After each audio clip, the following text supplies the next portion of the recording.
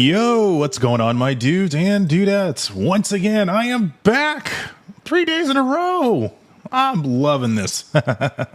What's going on? Happy TGIF, my dudes and dudettes. Oh my gosh. It feels incredible being back once again to stream more of this amazing Gunpla. And once again, I truly do appreciate all the support you guys have been giving me for like the last 4 days. Never will I imagine doing live stream, period. I mean, I always wanted to do live streaming when it was like video game focus, and then maybe some aspects of it being Gunpla incorporated in some little aspects of it. But there really wasn't like a kit that really caught my attention, and I didn't want to really focus on a kit that was like relatively popular. I wanted to focus on something that I really liked, and guess we got one finally, right? We finally got one. So seeing a lot of familiar faces in the chat. What's going on, my dudes? Blaze, Hobby Joe's, and Lost. Oh, no, that's a new one. No, I've seen you Lost before. Yeah, welcome back. And Leo, welcome back once again. You came back. Oh, welcome back. And what's going on, Specs? Okay. Minor delay when it came to streaming today. I didn't expect my errands would take as much time as they did. But I just need to catch up on a lot of other things. Bills, spend a little time with my son as much as I can, and trying to plan things out a little bit more appropriate for today, because I want to get this amazing backpack unit done as quickly as possible, because tomorrow we're going to be focusing on the upper body, and the upper body is not going to have a lot of LEDs. I don't have a lot in my personal library. I thought I did, but I completely ran out. Shocker, right? I think you think with someone like me would hoard like a lot of LEDs. I don't. I've been cutting a lot of my expenses for like the last 4.5 months. I'm trying to get a new car, and as of right now, doing pretty good what I'm saving up for. And I'm going to continue to hustle on that. But what that essentially does mean that a lot of the content that I wanted to do is going to have to take like at least 2 to 3 months hiatus. So that's just how we do. That's what I need to do. But other than that, I think another reason why I didn't get online as soon as I did, I unfortunately watched episode 7 of Dan. And dude, damn, episode 7. Let's just say that if you're a parent, it'll hit you pretty hard. It'll hit you really, really hard. Specs asks, hey, burning question. Do you top coat? Yes, I do. I don't do it like when I'm on stream. I do it after stream. I like actually using flat coat or top coat. I guess I can bring up the two brands I use. Hold on one second. I used to use gloss coat a lot, but I had to change things up. Here we go. Got some new ones in stock. The one thing I'm glad I hoard onto these things is coats. For the longest time, I did use semi-gloss coat. Looks great. I might use this more on this particular build. Like, I'll put a semi-gloss coat on first, and then followed up with a matte coat. But the ones I've been using a lot, semi-gloss coat, Mr. Super, been using this one a lot, for 95% of my projects that I work on. But as of lately, I've been using matte coat. I use this matte coat spray on the Aerial Gundam last 2 months ago, and it looked great. And that's like one thing I always ask my clients is, what kind of texture or what kind of coat did you want your finished product to look like? And 95% of the time they always go with the matte coat, and I get it. It makes it more softer, makes things look a little bit more cleaner, slightly desaturates it just a little. But I do take care all the top coating at the very end of the stream, so nothing doesn't get damaged or nothing doesn't get chipped. And because I want this bad boy to last for a long time, or if I end up selling it, hopefully it goes to someone that really does appreciate it. But right now, I'm keeping this bad boy because I'm loving every aspect of it. But yeah, back to what I was saying. Yeah, Dan episode 7 was incredible. Definitely a tearjerker. Just the show overall has been incredible. You know, there's been a lot of great anime shows that came out this year. Kaiju number 8. I've been taking a break from My Hero Academia. I'm kind of getting tired of the character Deku. I don't know. There's something about him that just kind of annoys me. But thank goodness we have Demon Slayers, right? The last arc was incredible, and then the next season doesn't kick off until late next year. So whenever that drops, I'm super excited for that, man. And just in general, just trying to catch up in anime is really difficult. Like, I think the next show I'm gonna be watching tomorrow, we got season 2, episode 3 or 4 for Arcane, I forget what it is. The League of Legends series, season 2 just dropped. And the first season was just absolutely phenomenal, right? Definitely done by a very strong and passionate animation team, man. They truly understand the art, and then the actual art style of the show is incredible. And the characters, you like every single character of that show. It's just absolutely breathtaking, man, what they were able to do. And then you got the fighting game coming out next year, which is definitely gonna capitalize on the hype train of that anime. So I'm super down with that. It's just whew, so many shows. Like I can barely catch up watch anything, dude. I can't even watch the British Bake Off. Okay, I love watching that show. I mean, I don't go out and say it a lot. I'm a foodie. I do like eating food. I like delicious food. I mean, you know, I totally forgot that I was supposed to go to the supermarket to pick up some tamales, but I'm too focused on trying to get this done today, so I'll get distracted by anything else in the world besides my Thai milk tea coming in from Postmates. That's the only thing I'm really focused on getting back right now. But anyway, we are going to be getting this bad boy done today. That is a promise. My calendar is completely cleared for tonight. I'm not going to watch the Jake Paul versus Mike Tyson fight. If you guys can do me a favor, if you're watching it or you know someone's watching it on stream, you know, give me the lay down what's happening. And we're going to get this done tonight. Yeah, we're going to get this done. But yeah, anyway, let's get some music going. Oh yeah, let's get some music going. It's been a while. We're going to rock out with some good old jazz music. I've been listening to a lot of techno, a lot of pop music. We're going to slow things down a bit. There we go. That's nice. I get a saxophone in there?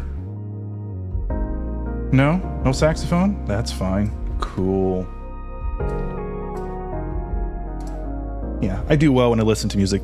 Another reason why I was taking a little bit longer to get started on the stream, I noticed that the image quality on here is slightly desaturated. I'll try fixing on the settings tomorrow before I stream again. It's not the end of the world. It's just a minor thing I need to fix. It all has to stem from the software for the Canon, or is it the software for the capture card? Either way, I'll fix it tomorrow. I noticed that when I was rewatching some parts of the stream that it was a little too dreaded. So anyway, but before I get into doing this, there are some things I did come across today that I mentioned briefly on the stream, that when it came to taking or installing the electrical wire from this particular section of the model kit to the boosters, I did say that I was going to purchase some drill bits, and I did pick some up at Home Depot. Unfortunately, I didn't look at the fine print when I was looking at these. So here's the thing. Found the drill bits I want. These bad boys will do it. One is that, especially because it's very, very long, and this one's semi-long. But here's the thing. These aren't designed for model kits. This one specifically is designed for blocks and bricks. I don't know how much damage it would do to a plastic. I mean, we're only going from point A to point B. We're not doing anything like really super extravagant, but I think because the way how the tip is constructed, it actually will do more damage to the plastic. That's the reason I'm kind of hesitant to take it out of the bag, not the bag, but the package. I might have to return this, but they were on sale. I thought about getting this one, but the way how the tip is designed on this one, it's flat, right? So it'll give you a good comparison between the drill bits I use for these projects.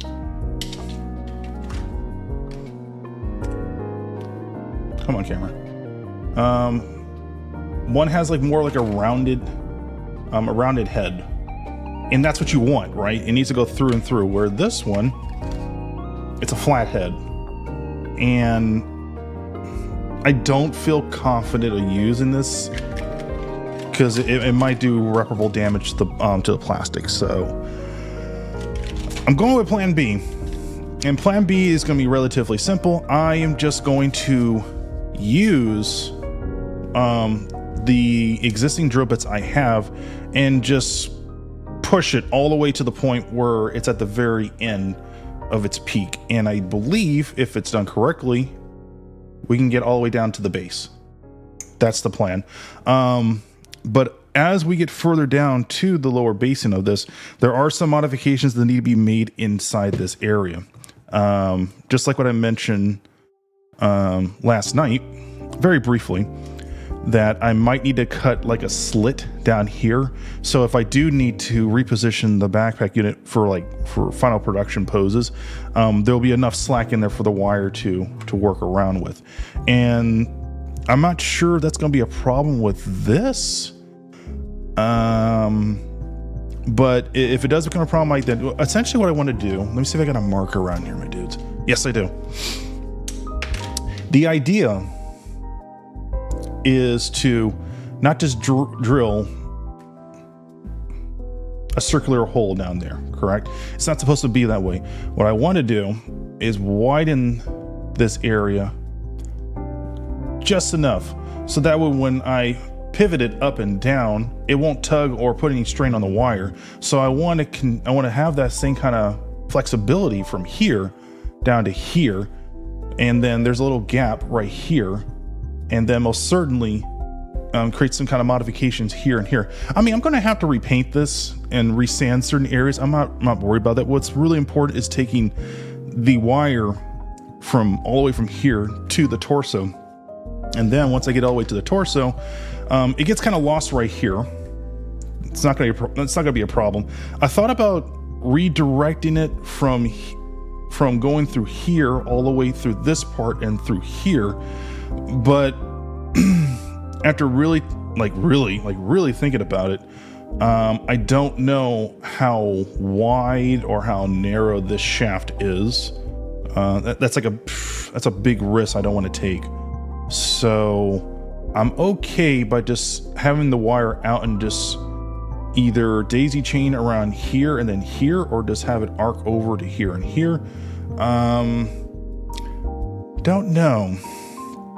And I mean, that's what I was thinking about last night when I was brainstorming, that if I do try to route it from here to here, this little small peg will be compromised. I won't be able to reposition it, and plus that'll put unnecessary strain on that peg. So I think when it comes down to it, I'm just going to be okay just having that exposed wire out. I'll find a way to hide it and then airbrush it. That's probably the best way to do it.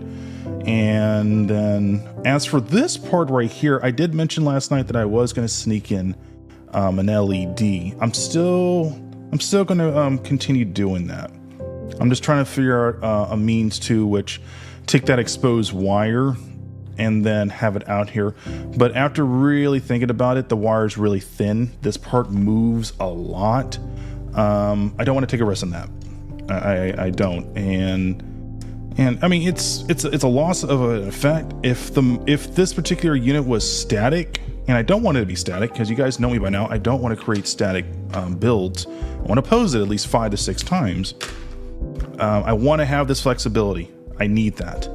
So I'm going to chalk that area up as a lost, and that's fine. I can use the LEDs for another time. So that's what we're going to do. We're going to use, well, I'm not going to use a power drill bit until the very end so I can get to the bottom, but that's the initial plan.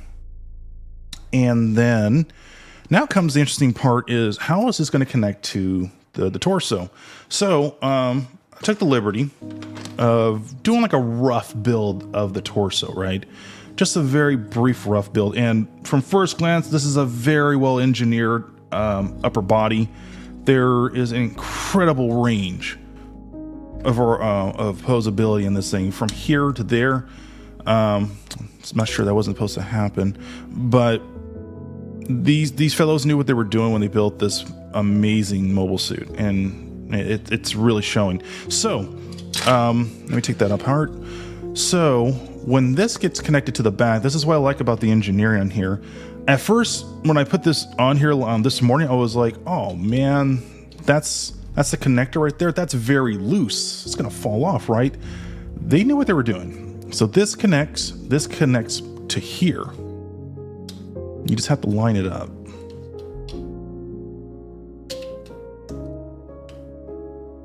And that's a very stiff connection.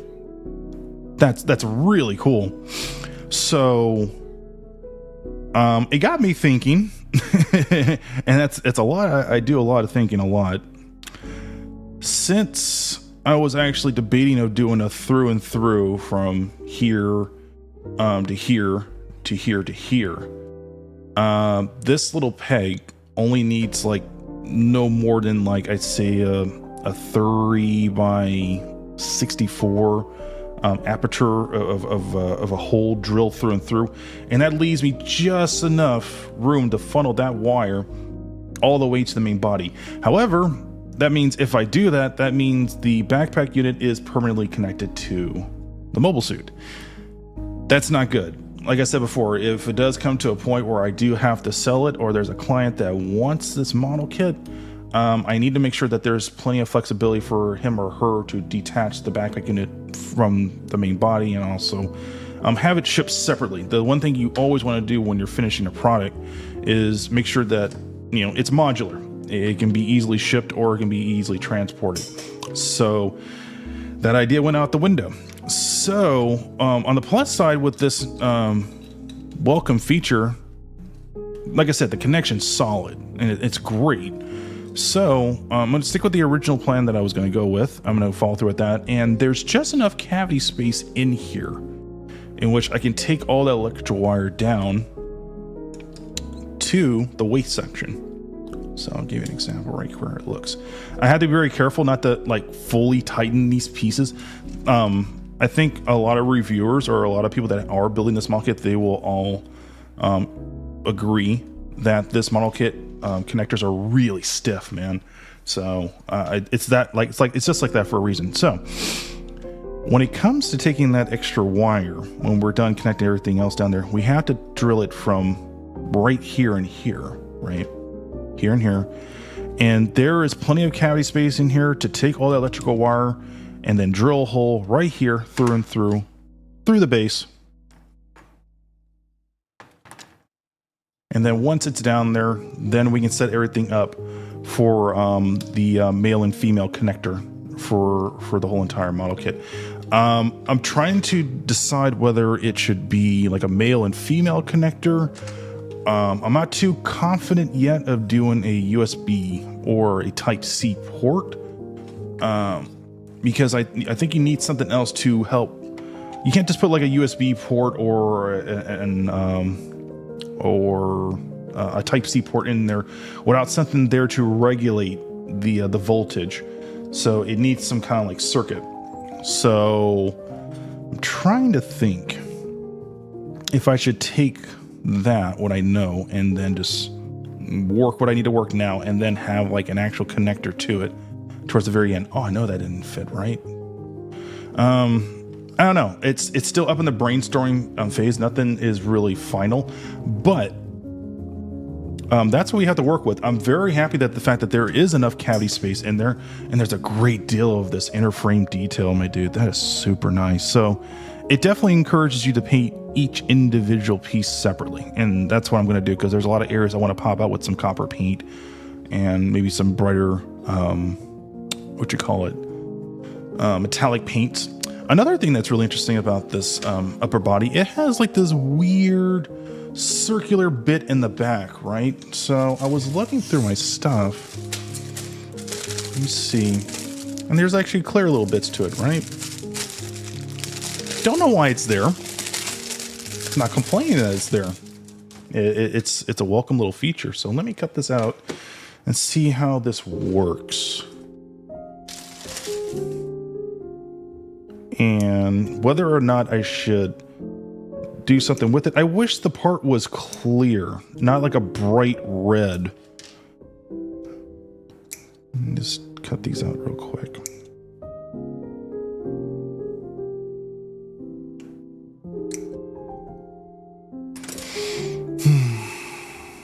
It's a very sophisticated part too. I think there's other parts to it. I don't think it's just those two. But I caught a glimpse of it in the instruction manual. There it is. Kind of reminds me of the core of the Evangelion. It kind of does. I only wish it was a clear part, not a red one. I'm not sure what these guys were thinking when they did this. Yeah, goes something like that. Again, it doesn't look bad. I'm pretty sure I can do something with it. The question is, like, what? The last thing you want to do is put all your hard work in this unit and then have these beautiful, like, thrusters, you know, color contrast with this bright red LED that sticks out on the back. It looks very awkward. And I'm not quite sure if I want to keep this dome thing. Maybe, like, I don't know. I'm almost tempted to leave it hollow as it is because I don't really have a need to put an LED in there. It just looks really awkward. I mean, I did have a weird thought of putting like a rotating LED light in there to give the sense that it's functioning, or what do they call it from Evans Designs? It's a breathing LED. I thought about putting that one in there to give like a nice pulsating effect. I don't know. When we get to it tomorrow, hopefully we'll come with a concept with that. But I just want to have it like generally constructed, so that way we can test everything out and know what's what. So what else do we need? For starters, I need to look for my... Oh, they're right over there. Wonderful. I need to look for my wire cutters. We're going to need some male and female connectors. This is going to be really important. I don't know. Oh no, I think my son took it. I had an Evans Design gauge wire spool. I don't know where it is. My son was messing around with this earlier. I don't know where it is. Damn. I'm gonna have to buy another one then. I'll just work what I have here. This length is just fine. Let me see how long this is.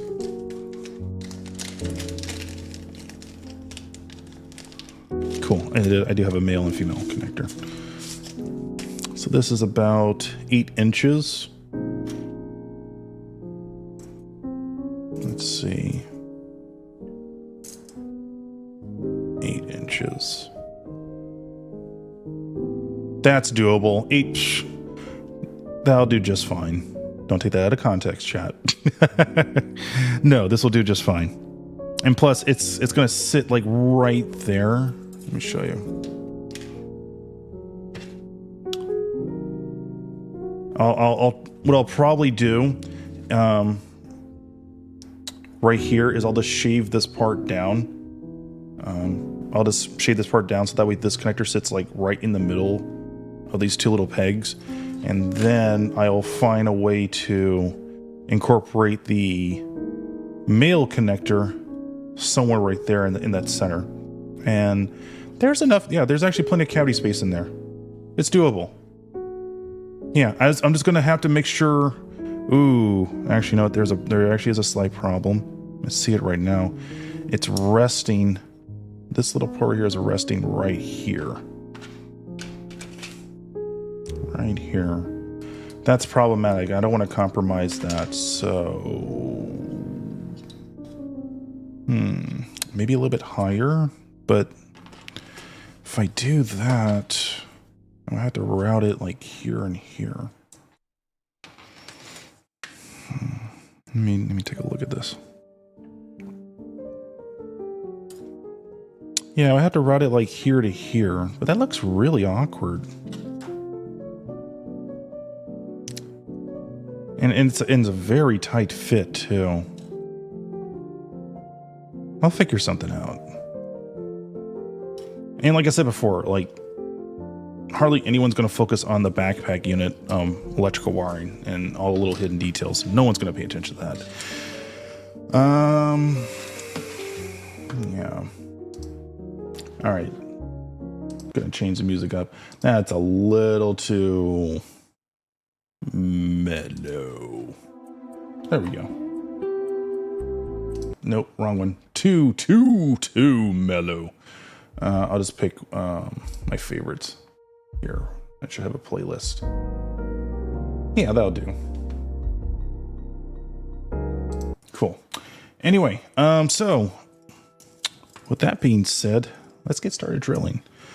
I'm gonna start with a simple hand drill first, and then work my way to doing a power drill afterwards. And shouldn't take too long. Hopefully I can do this before my tea gets here. Where is my hand drill? There it is.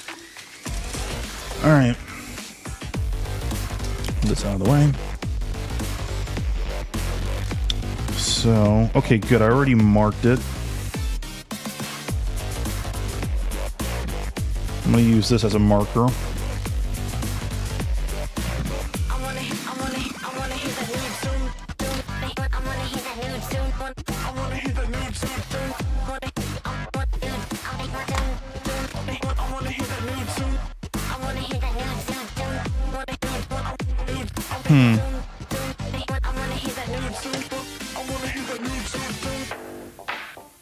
I'm trying to make sure I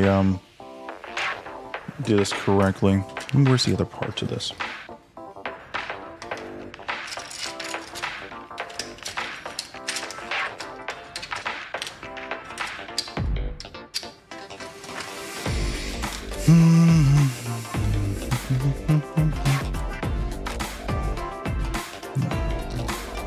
Just tighten this part up so I can gauge it.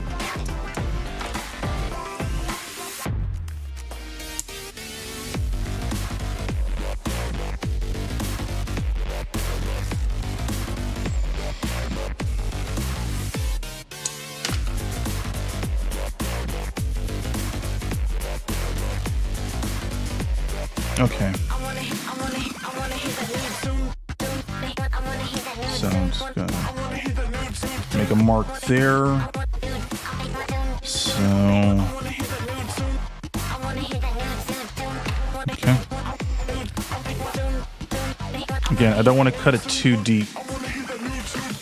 I want to drill it as far as I can, but at the same time, don't jeopardize the structural integrity of it.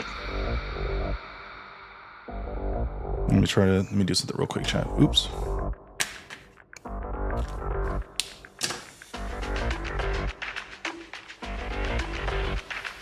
My goodness, these parts are tight.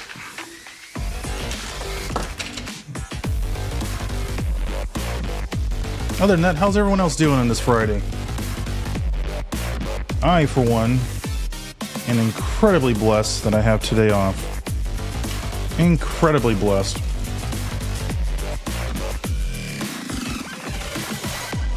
There we go. So, okay.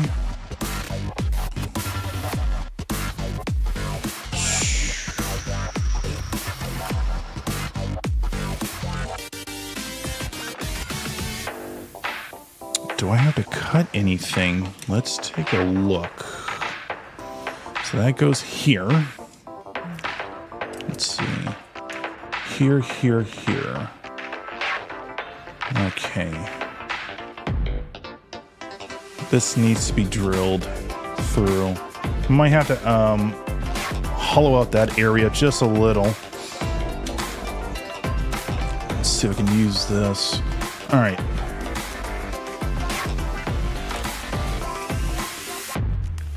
Turn this down a little.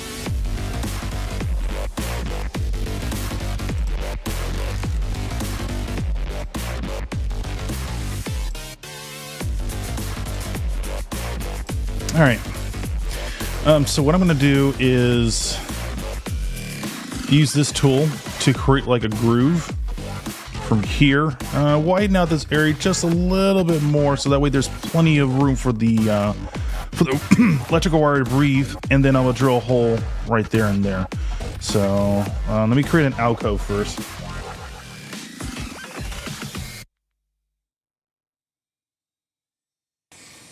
Oh, that's wonderful to hear, Joe.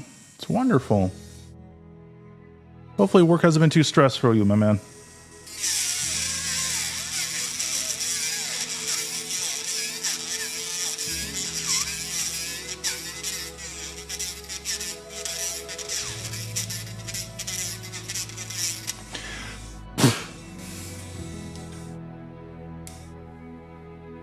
Let's see, does that compromise anything? Nope.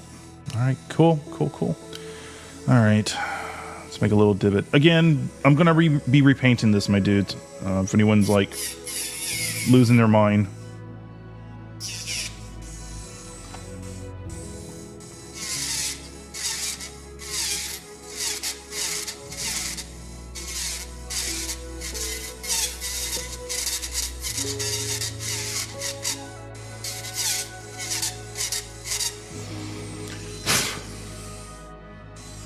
Okay, go a little harder on this.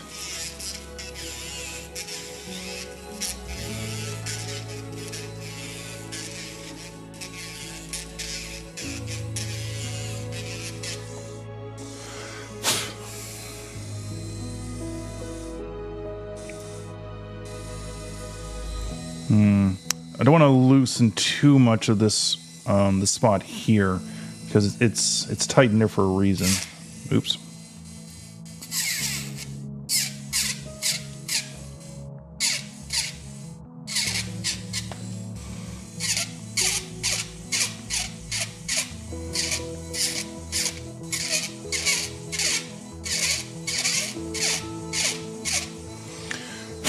Actually, you know what? Come to think of it, I don't think I'll need to do like a through and through drill. That's good. That's very good. Wonderful. That means I can return the drill bits.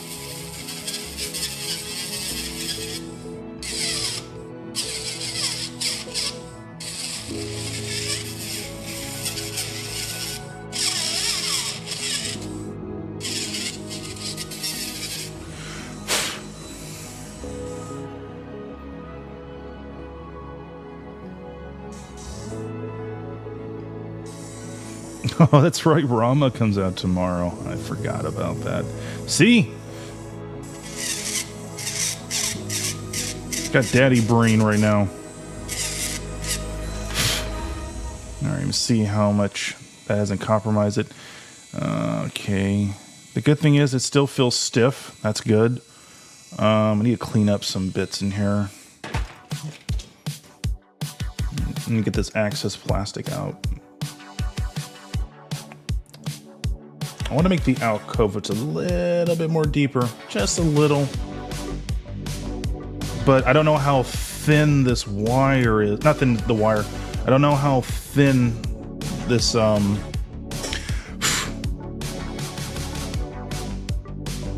this plastic is. I mean, I kind of have an idea.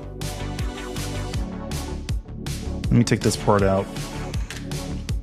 Oh, there it is. Yeah, it's pretty thin. It's fine. It's fine.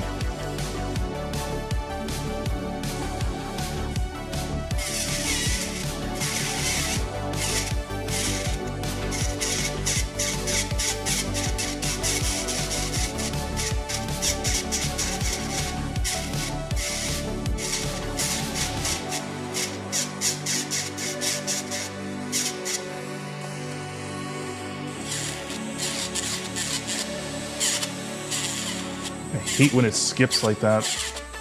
Damn. Yeah, I hate when it skips like that.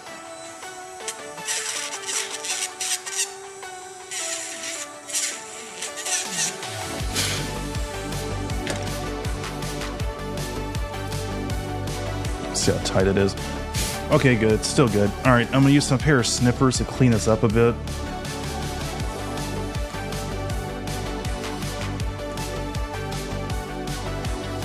clean up the excess plastic. Okay, that looks better. All right, so same thing with this part here. I need to widen it out a little bit more. I mean, what I have here is perfect, but just a little bit more.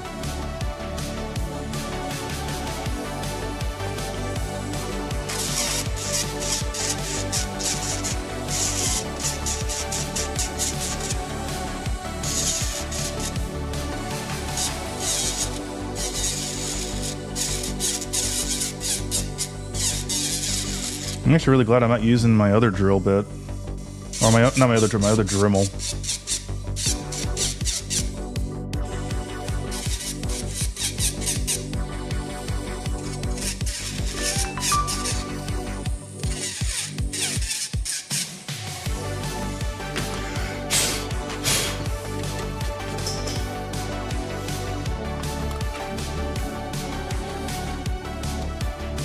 Okay, still feels loose. So it's still plenty of good room. Okay. Let's see. I need to make that trench just a little bit more deeper. Seems like I'm just grazing it.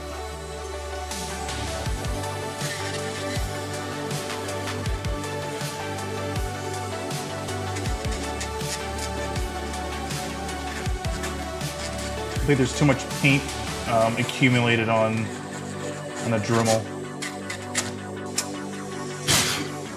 God damn, it's breaking my heart every time it does that. Shoot.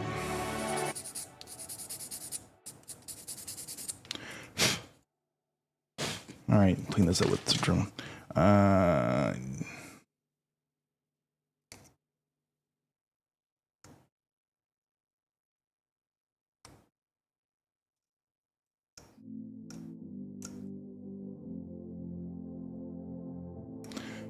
Okay, good.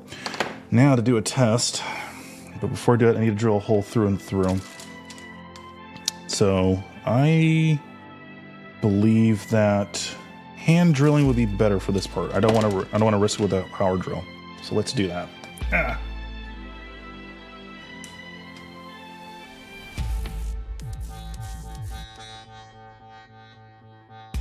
What I'll do is I'll drill it to a certain point, and if I feel that it's not doing what I need to do, then I'll use a power Dremel. All right.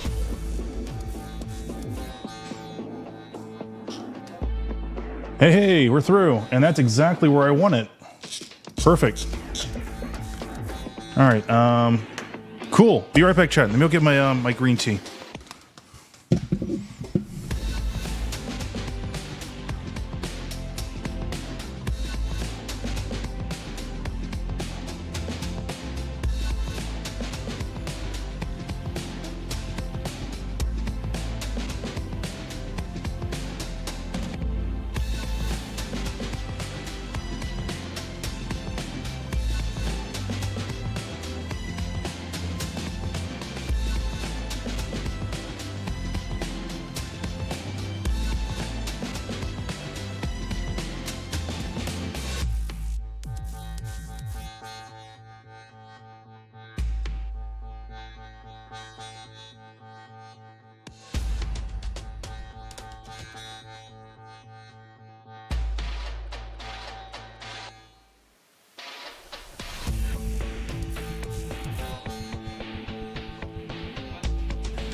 All right.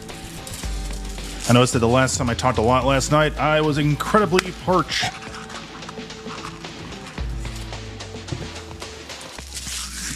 Gotta stay hydrated. All right. Get back to this. Ooh.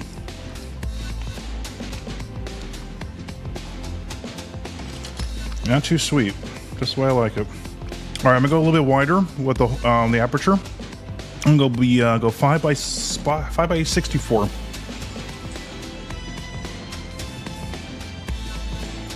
This will allow plenty of breathing room, and that's what I want.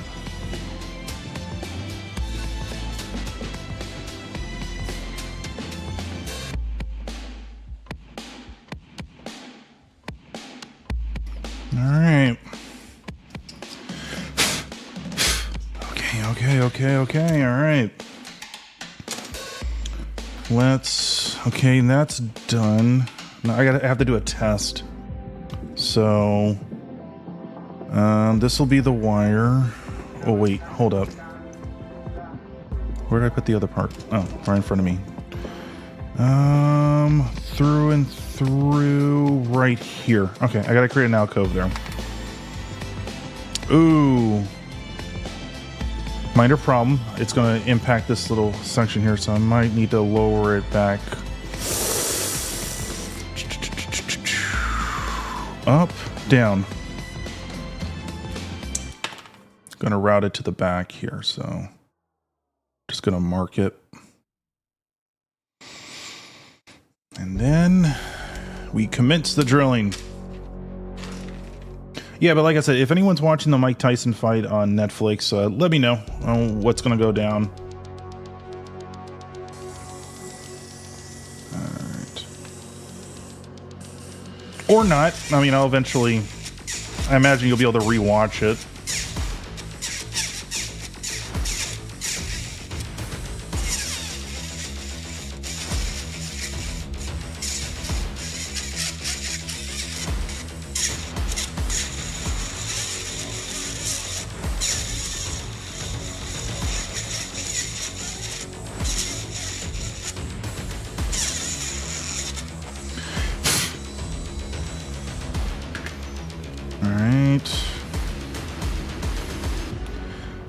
Alright, let me use a drill bit real quick. This will clean up the, I don't want to say the mess, but the, looks like a dog chewed through this, so I'm gonna clean it a bit.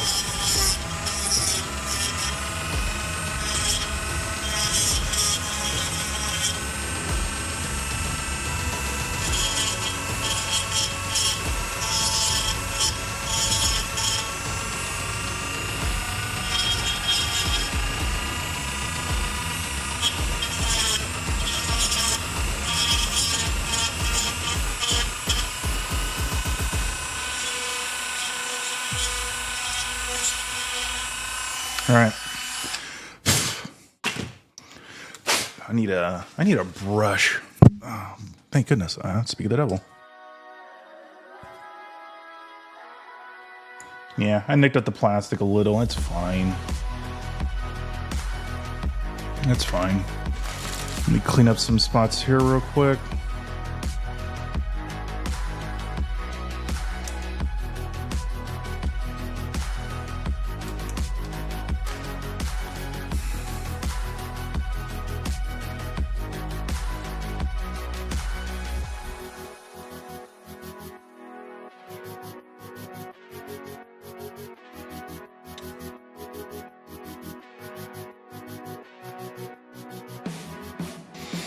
All right, good. All right. This part always makes me nervous.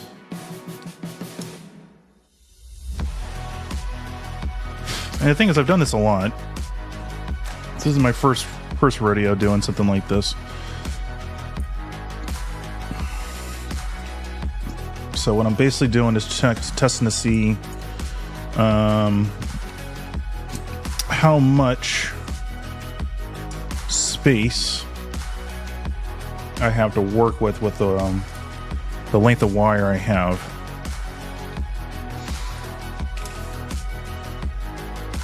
So that goes here. So let's imagine that this is already drilled through here and here. Close this up.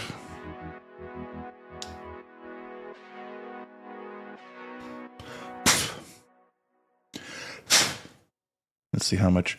Hey, we got flexibility. All right, that's what I want. Cool. So nothing's compromised. That's what I want. So happy with that. Very, very happy with that. And we got just enough gauge to work with that. Fantastic. Fantastic. All right, now we got to do drilling here. So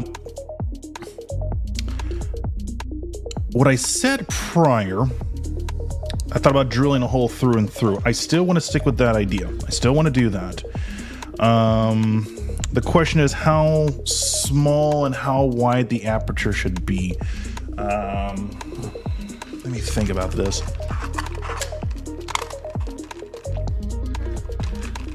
I'll figure this out. I always do. Yo, morning, Rick.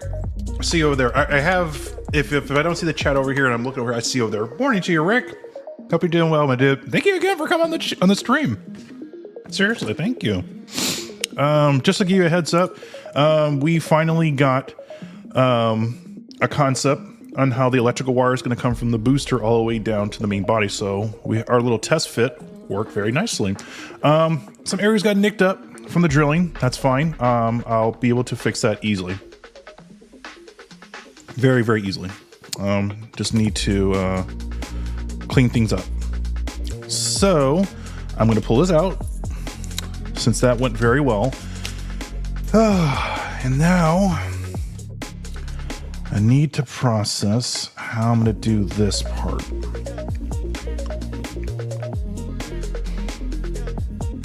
Obviously, I already did a through and through. I think just, let me think. I'm already going at an angle. I'm already going at a slope. I think drilling a hole through and through will work just fine. I'm almost certain. We'll go with the. Let's start small Dremel first, and if we need to, go with a much wider Dremel. I'm not going to use my electric Dremel. I'm going to use the hand crate. Once again, misplaced it. Pretty sure it'll show up again. I just need a bigger desk, guys. This workstation is very, very small, and all the streaming equipment's like all over here. I just need to set something up where I have more breathing room. Okay. Once again, I go at a downward angle. I need more girth on this. A little bit more girth. All right. Here we go. So I already marked it.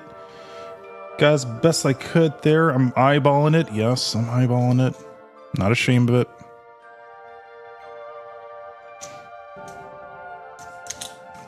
Damn, that slipped a little. Go a little bit slower.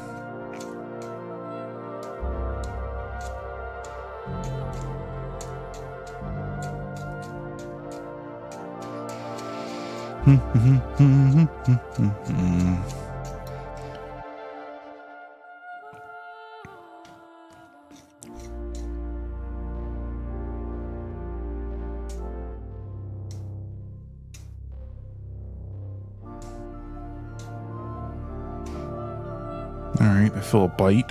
We made through the first mantle. Apply a little pressure down so we can go further down. Nothing hasn't breached yet. And I'm going at an angle. That's not what I want. So I gotta make sure this is perfectly aligned.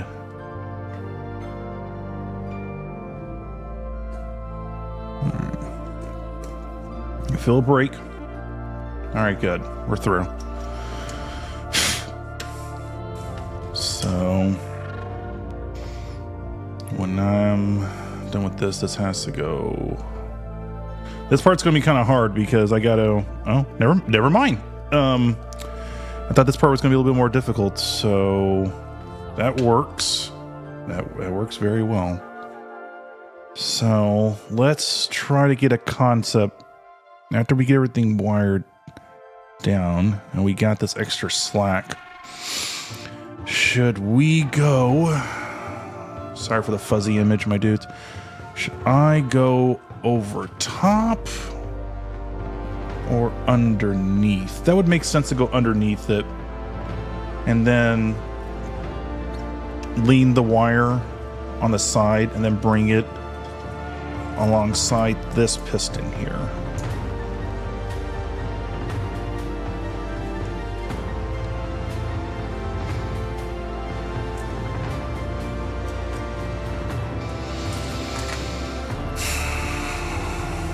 I have to do this.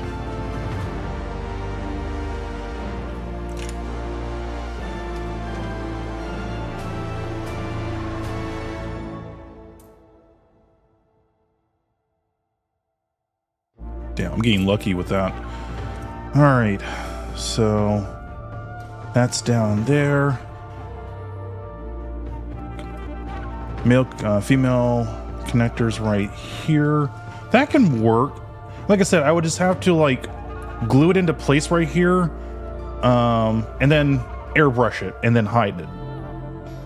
But this wire here, I would say I would have to just like push it to the side, like right about here. Somewhere here underneath the undercarriage here, and just hide it.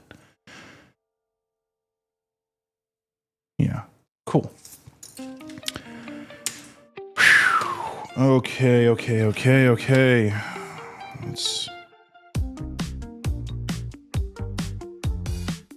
So far, so good.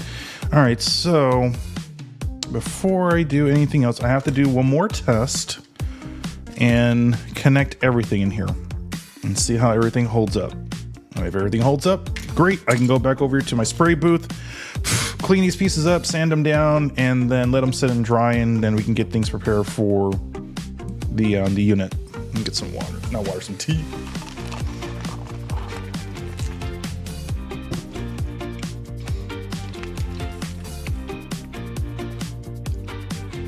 Okay. All right, through and through. I did say I was going to widen the aperture a little. So let me do that.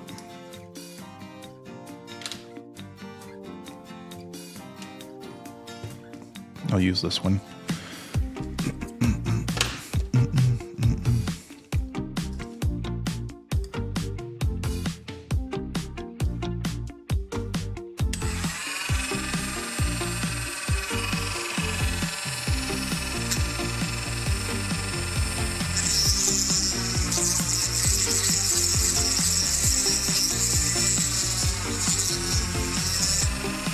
That's it.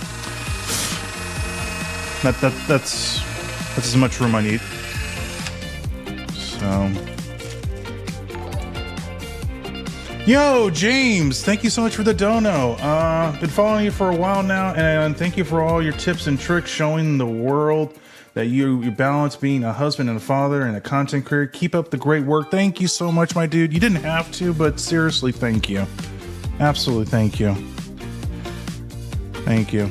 No, being a father's not easy. Oh, god damn it, I wish I can do this full time, my dudes. I really do. I have a feeling I will down the road, right? I will. But I've been dealt the cards that have been given to me. You know, things could be worse. I could be on the street. Could not make a steady paycheck week to week, you know. Things could be worse. But my time will shine again. And I will hit that milestone of hitting 100K subscribers before my son is 5 years old. That is my goal. The plate doesn't mean nothing to me. It means a lot to my son, so I can show to him that no matter what you put your mind to it, anything is possible. You want to be a content creator? Great. Just follow something that you're really passionate about and don't follow all these ridiculous trends that a lot of these kids do nowadays. You know, follow something that you're really passionate about. All right, let me sand these pieces down because this looks rough. I'm just sanding down the areas that got severely nicked by the Dremel. I'm going to be repainting these parts anyway, so it's fine. Okay, all right. So, here goes the big test. I'm a little nervous. Okay, now I already see a concern right now, but I think we're fine. I think we're fine. I think? I know. So, let me get back in here. So, this is the part that goes in. I've already flushed it all the way to the very end. There's the hole that we drilled. So, gonna do a through and through.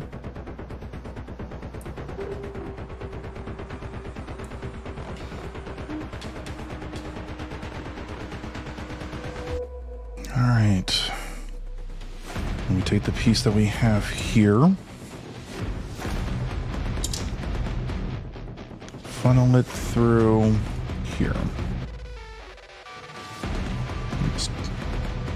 I should know better. Just tighten that up here.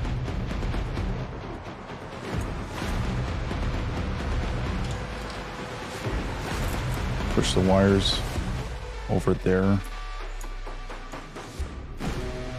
I seriously need to look for my tweezers. This will be a lot easier with my tweezers. Okay, here we go.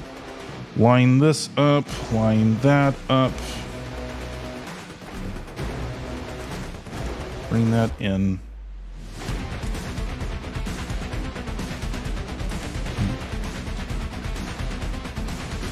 Screw this. I'm gonna get my tweezers. Hold up. Oh, dude. Found him. Found him. This is like seriously making me anxious.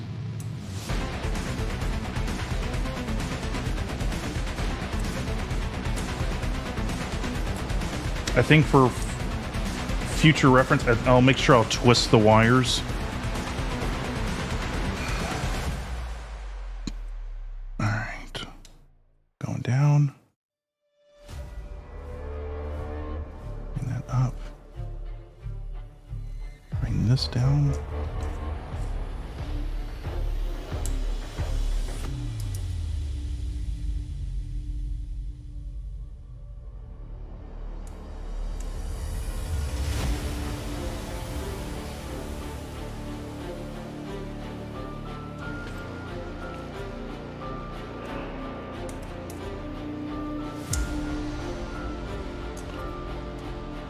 Oh my God. Yes, let's go. We got flexibility. There won't be any wire fatigue. Yes. Oh, cool. Cool. So the hardest part is done. Now that we have an established wire that will connect to the from the thrusters to the actual torso with a female connector, we can now wire everything up, and we can finally connect everything up. So, wonderful, absolutely wonderful. Couldn't be happier. So, let me take these pieces off. I should be able to pull this out. Yep. Wonderful. Sorry if I get a little nostalgic. I do the exact same thing when I'm building this on my own. But I think after this build is done, I don't think I'll ever feel comfortable doing like builds quite like this alone again. I think I'll probably do is I'll dedicate certain streams to well, I mean, I guess I can do streams for like very popular kits, but I don't know if I'll do another one for a perfect grade. I don't know. I don't feel pressure if you guys are curious about that. It's not pressure, and it has nothing to do with the fear of messing up. I'm cleaning up the parts where I drilled. Failure is part of the game when doing something as extreme as modifications as this. That's just part of it. All right, okay. So, I'm going to, let me get these pieces. Don't you dare fall. All right. Is this the Nelson kit? Yes. Yes, it is.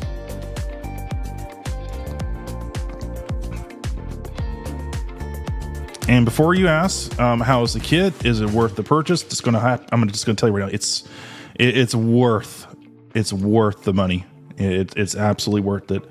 I made sure that I didn't see any YouTube videos or any people's impressions on this particular kit. Went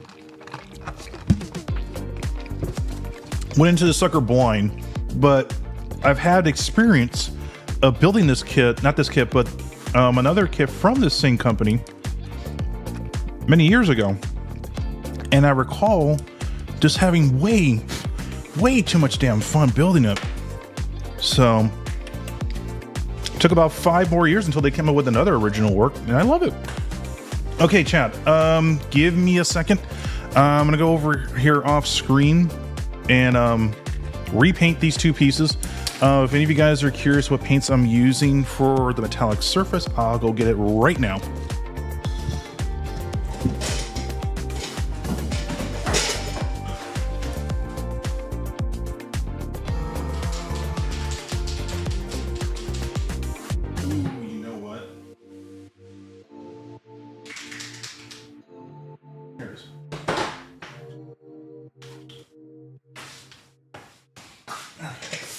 So the paints I'm using are Mr. Copper. Just for the bottom part here, it was just an idea. And then for the actual whole entire inner frame, I'm using Mr. Color Magnesium. This paint's great, already airbrush ready, easy to apply. And then you want to protect it, you can use their special varnish to protect the paint. I personally like to use clear coat or gloss coat to protect it. It still gives that nice metallic shine, but I've used this sucker for years. So give me a second. This won't take too long. This stuff's harmless to breathe, so I'm gonna go airbrush these right now. Be right back.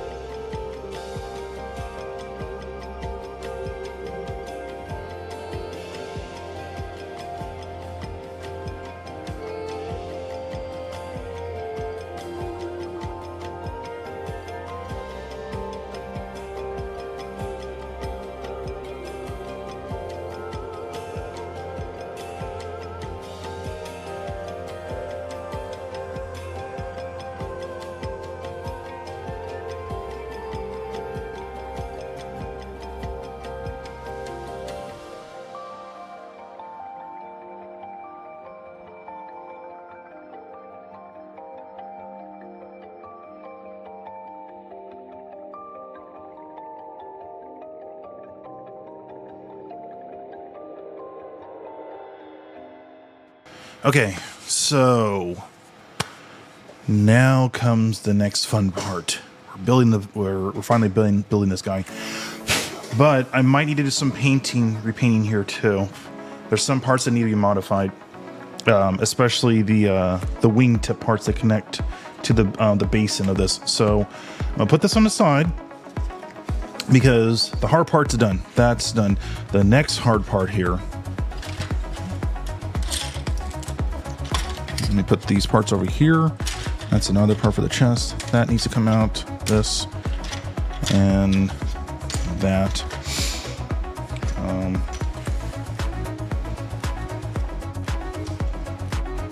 Yo, take care, Hobby. Thank you for coming chilling with us, my dude.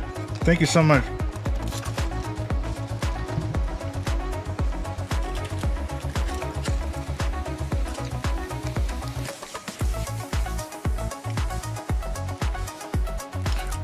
The red Dremel.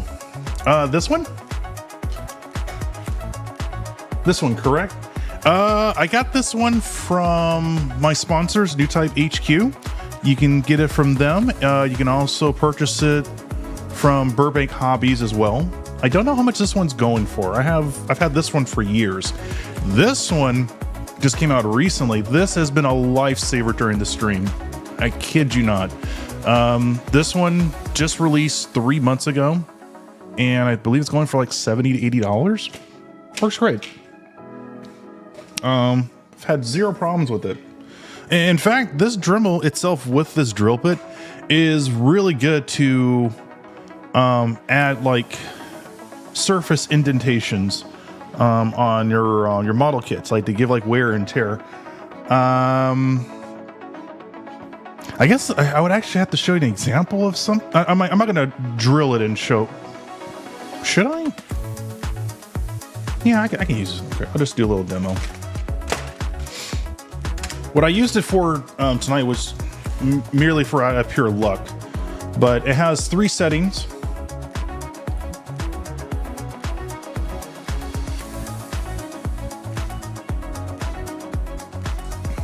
One, 2, 3. And then for the surface, you just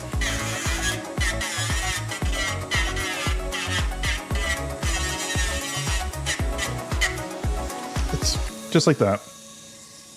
Wonderful tool. Like again, I don't know how much it cost. I don't know. I'm pretty sure it's like around maybe $50 to $60, if I would guess. But yeah, check it out from Burbank Hobbies. I believe they got shipment yesterday, and New Type HQ might have it too.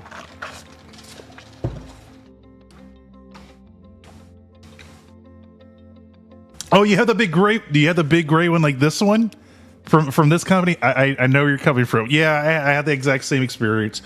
But I think we both can agree that the battery dies super quick, right? That's why I got this one with a beefier battery. I'm not going back. I'm not. Okay. Let's see. Okay, I need the other parts right now. So here's the issue with these parts. Again, I'm gonna have to repaint them. I'm okay with that. So we have these very thin wires, right? This causes an issue with this part right here. I'll snap it in half. So what we need to do is create like an exit point to where the wire can come from down and exit somewhere like right about here. So I might need to cut like a small little slit either from here or here, but since the peg's right there, I'm gonna cut it right here just to free up that that area. And at the same time, I don't want to compromise anything else that needs to be compromised, but the idea is to cut a little slit here, drag the wire alongside here. Again, I'm going to airbrush it to hide it. It's not a problem. And then that will free it up to be inside the cavity space in the main area. Now you're probably asking yourself, hold on one second. Oh, no wonder. I'm sorry. You guys can barely hear me. So you're probably asking yourself, why don't you just drill through and through, right? Should be an easy process. I already tried making an attempt. See this little drill divot right here? It screwed it up. So there's parts of the plastic where it's thick and it's super wide. So this area right here gives me the impression that it's very wide, and I don't know like how shallow I would need to drill. I was under the impression that was pretty close going through here. And I'm looking at the aperture right now. I'm seeing the hole. I don't know like how shallow even more I would need to go to reach the basin of it. So I'm a little hesitant on trying doing this again. I really am. So the best course of action to do this is with a smaller drill bit, or using the smallest one in my arsenal. So let me do this. Let me put this stuff away.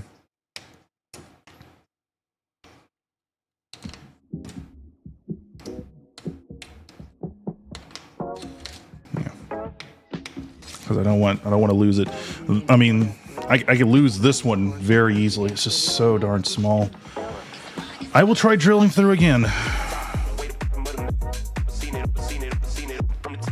but I can't apply too much pressure on this because I will snap the drill bit.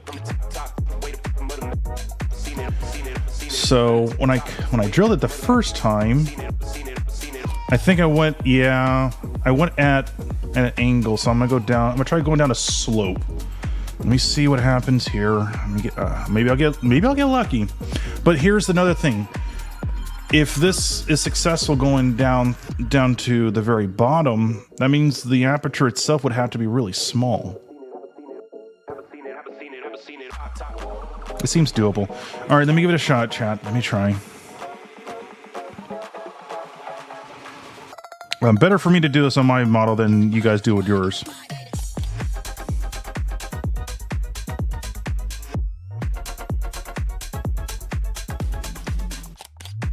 I feel like it's biting on something already.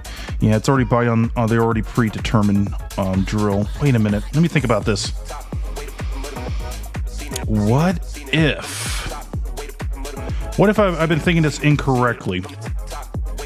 What if I can use this hole as a self, as a pathway to go through and through, and then all I need to do with this thruster right here, cut a little slit right there.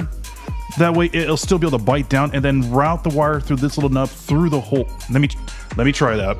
Let me try that. That's probably the answer right there. Let me give that a shot. So I'm gonna go at an angle. Let's see. Do I want to go straight or an angle? Straight or an angle? I think it makes sense to go in this direction. Yeah. All right. Here we go.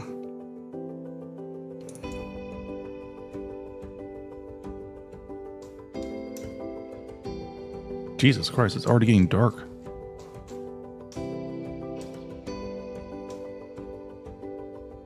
Okay. Really nervous on this part.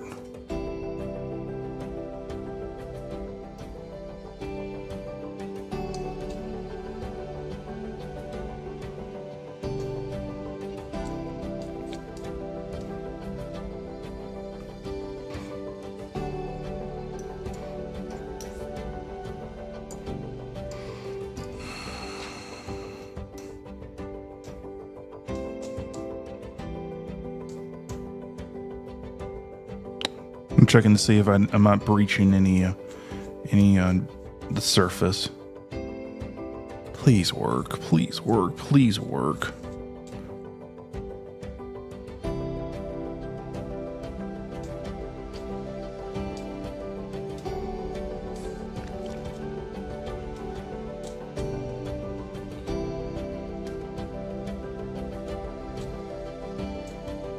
Jesus, I'm already halfway through the drill bit.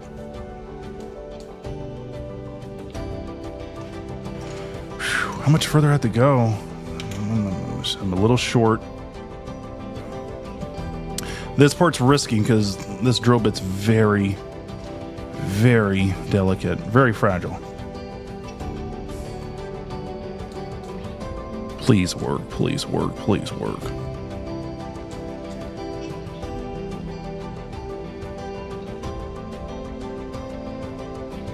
Still no breach.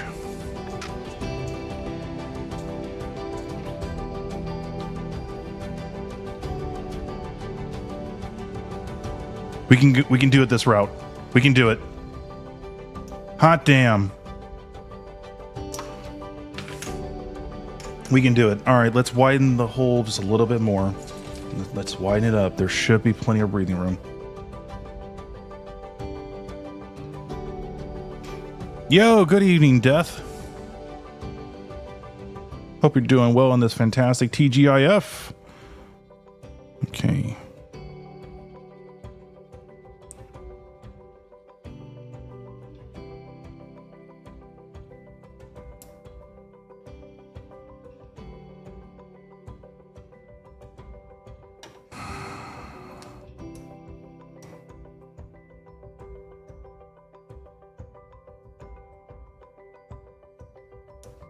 Holy shit, it's possible. Okay. It is possible. It is doable.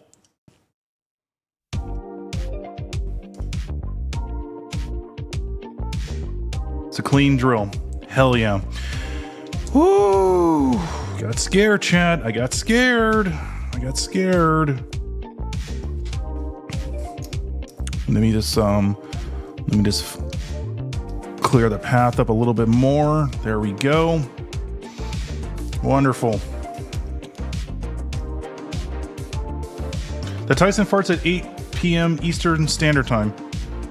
Oh. Keep me informed, guys. I don't want to see anything happen to my childhood boxer. I don't. Sending nothing but good energy to Tyson. Sending nothing but good energy. Okay, so that one's done. Let's get this one drilled all the way through. Same kind of process.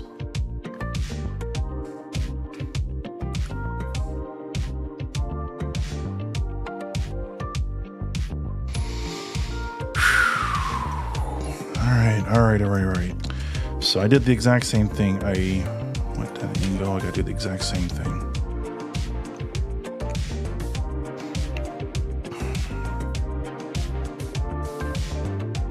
Really shouldn't have the Dremel this far out like this, but I'll take my time.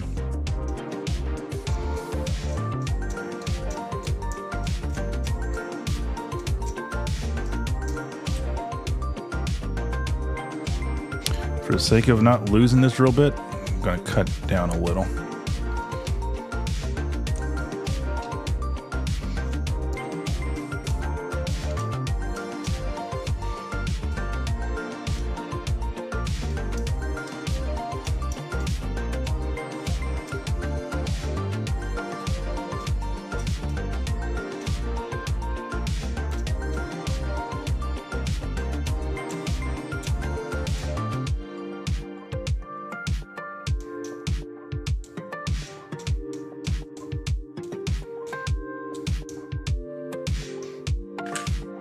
Okay, extend it just a little bit more.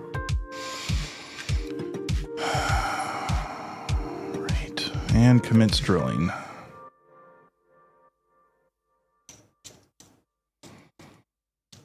feel like Bruce Willis in the movie Armageddon. Keep drilling, AJ. 770, 78, 775, 802. Harry, we made it. It's literally what's going through my mind. And we made it through. Hell yeah.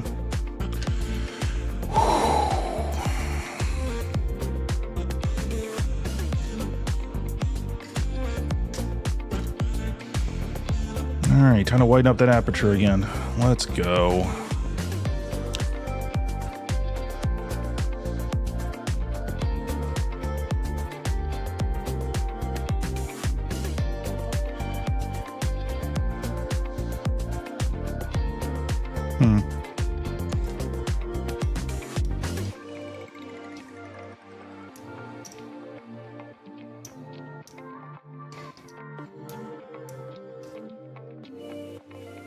Cool. All right, we made it. Woohoo! Thank goodness. Which is better, Macross or Gundam? Both animes and models.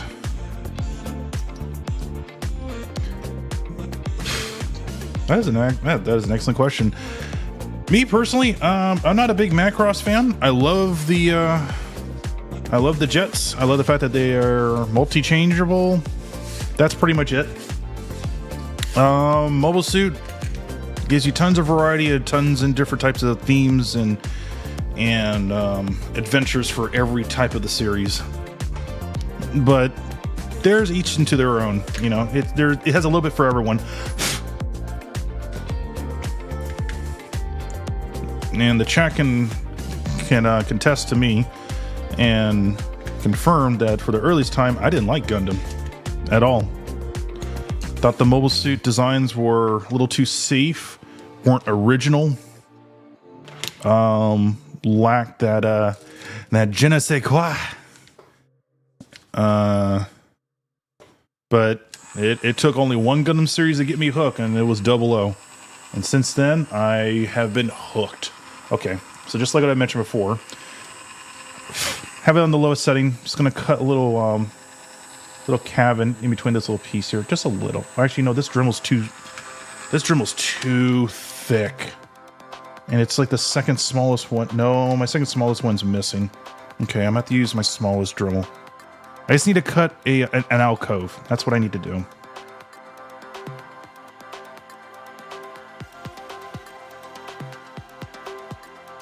Yo, Math, what's going on, my dude? I'm doing good. I hope you're doing well yourself, my dude. I'm not gonna complain this Friday. I'm feeling quite good. I'm glad I have tonight off from work. That is rare. That is super, super rare for me, especially when we're doing what they call. Hold on. This Dremel is too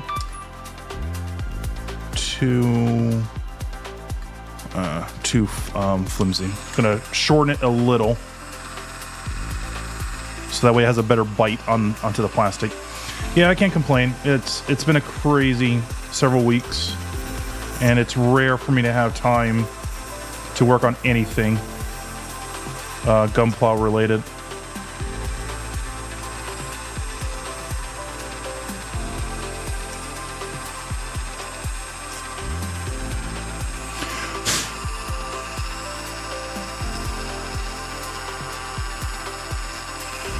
In fact, I never expected to do any live streaming, like, at all.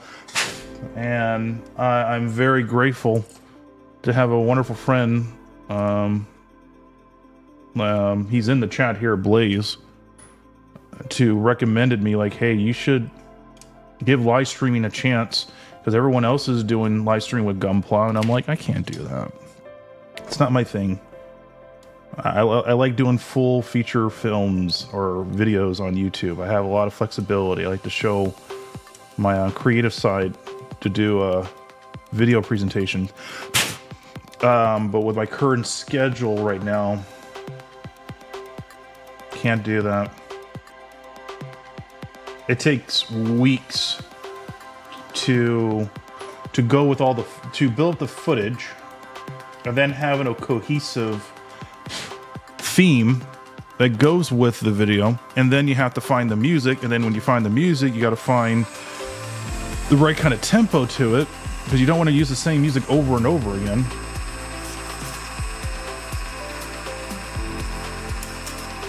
Small change of pace helps. Small change of pace helps.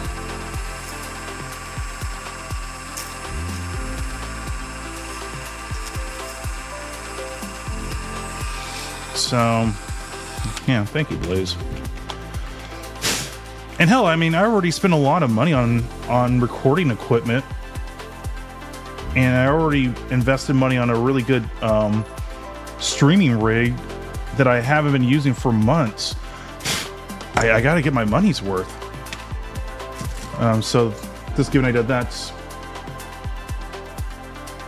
I cut a little small little divot in there, so that way when the wire goes right there, it rests there, and that shouldn't cause any damage. And if it does, then crap, we'll find a way to work with it. I'm gonna twist these up a bit. Yeah, what's good, Alex?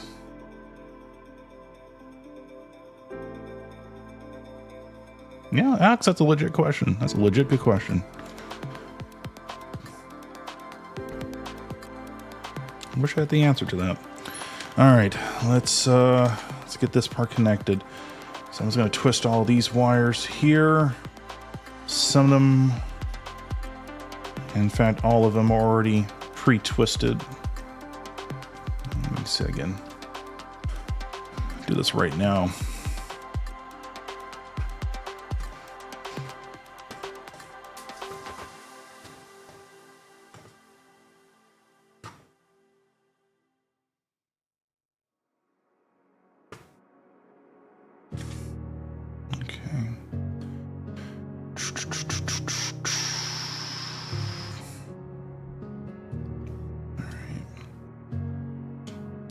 Not exactly the way how I want it, but it will do.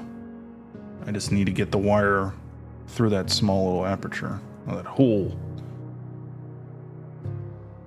That's all I need. Okay, here we go.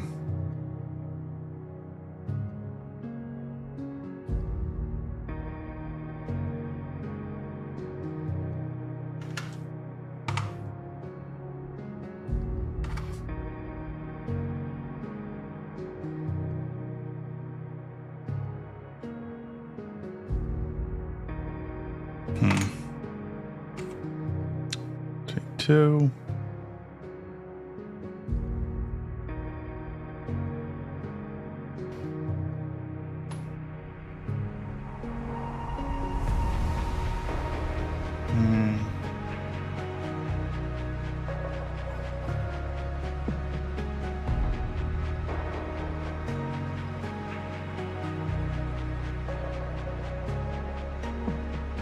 Trying my best not to force any of the wire through the hole, because each one has their own unique length to it. Okay, let's see if this works. No, I'm serious, Blaze. Thank you, dude. Thank you. It takes that one person to give you that gentle push, right? You know I'm hard on you on certain points, and when you make a mistake in things, and at the same time you give me the guidance I need to try different things. So change is always good. You know, I don't expect these videos to do well on viewership. I don't. But the important thing is I have my audience get a good glimpse. Okay, so there you go, guys. Let me see. It's already resting right there, so now I'm going to line it up and see if that works. Yeah, it almost worked. So let me just do this. Line that up. You know what? I have an idea. Maybe that should be down on a slope. Let me slope that a little bit. When I'm basing it like the angle in which I have the slit, it's horizontal. I need to have like an angle so that way the wire can just kind of like go up the alcove. Let me see if I can do that.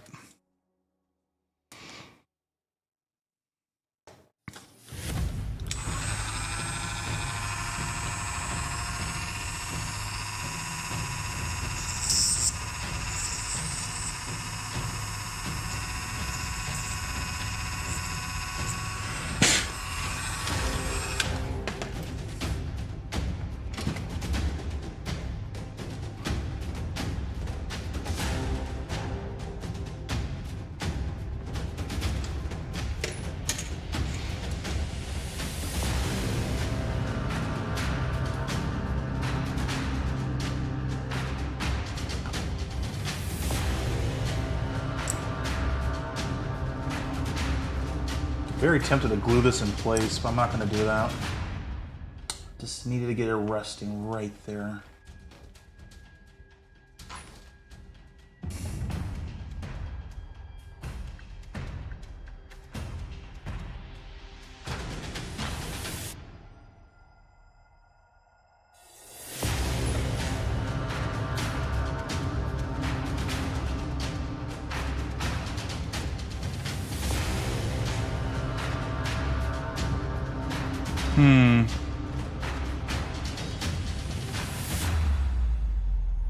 My conscience is telling me that this is too much of a risk.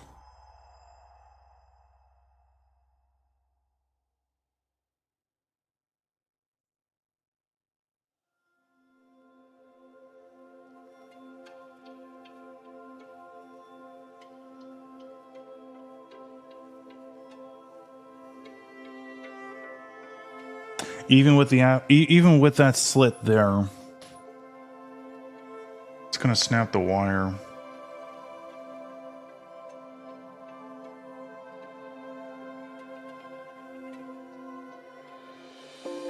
So it looks like the next alternative will probably be gluing it into place. I'll still have the hole in which, you know, the wire is running, you know, through where it needs to go. But if I connect this here and apply just the wrong amount of force, it's going to snap it. So I think what I'm going to do is cut this out and glue it into place. That seems like the best way to go. Yeah.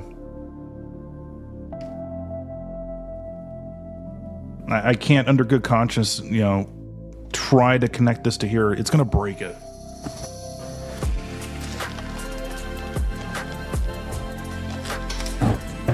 All right. All right, I'm going to snip it off.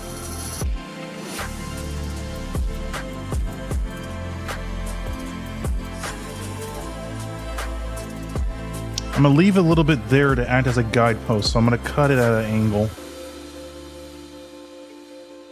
Let me do that.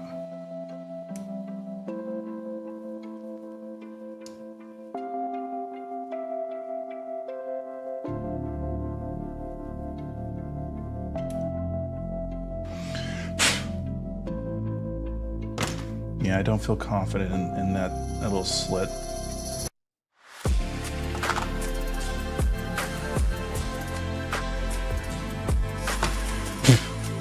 All right.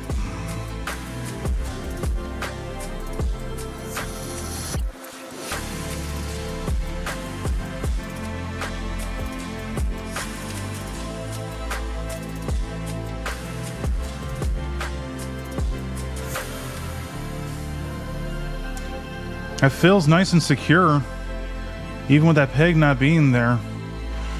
But there's only one way to find out.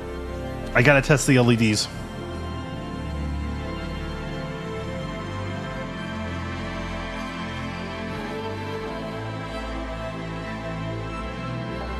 So let me unravel this rat nest of a wire that I have here.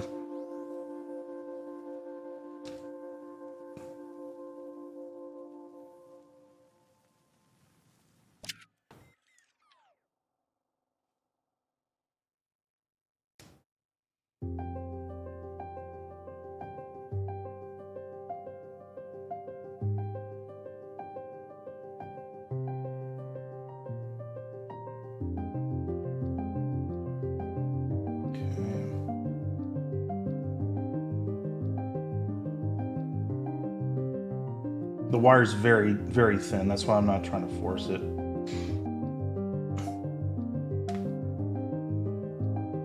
And again, this is not permanent. This is all temporary stuff. All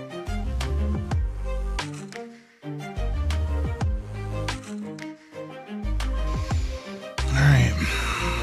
Where's my power supply? There it is. Ooh, it's getting cold in here? Dropped down 4 degrees in this garage. It's already down to like 52. Please work.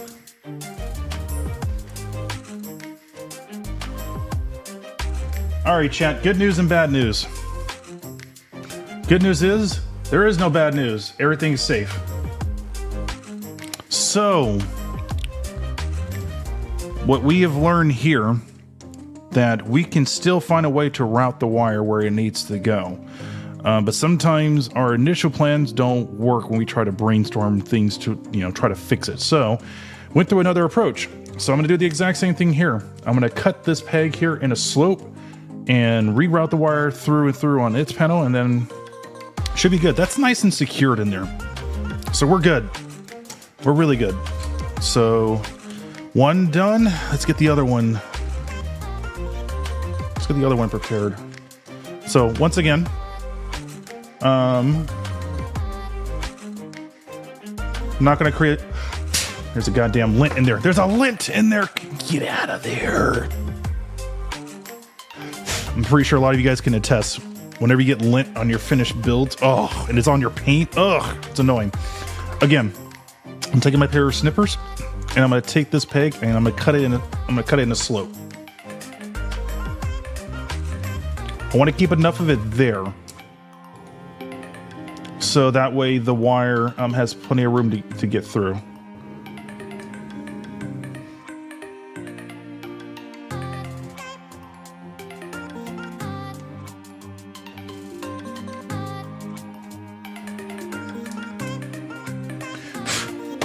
Okay. That way you see how shallow I cut it. It's pretty low. It's pretty low. But that should be enough to where it won't impact on the wire. Notice. Let me nip it up just a little. Okay, cool. So, same procedure. Same procedure.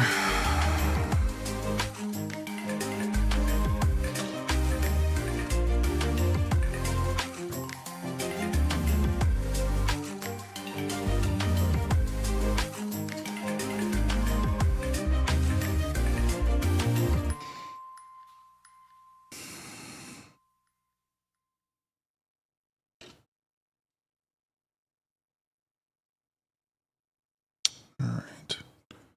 Wait, did the music die? That was from Art List. That was. Oh, wow. I burned through my library? No.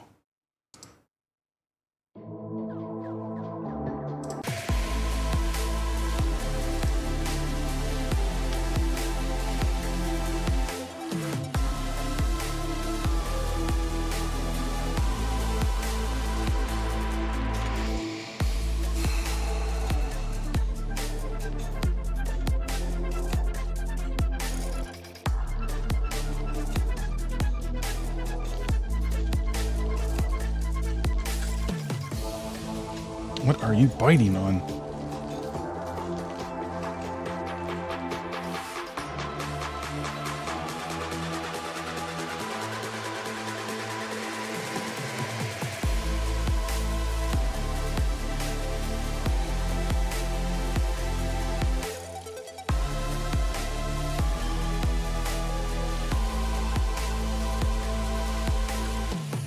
This thing's snagging on something in here. I might have to.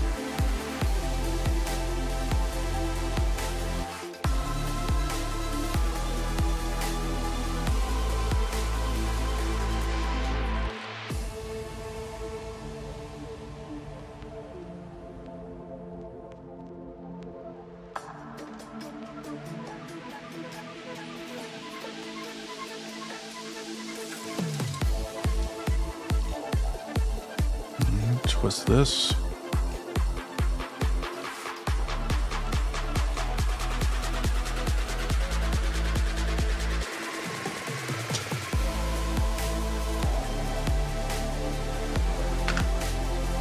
So, I'm gonna show right there.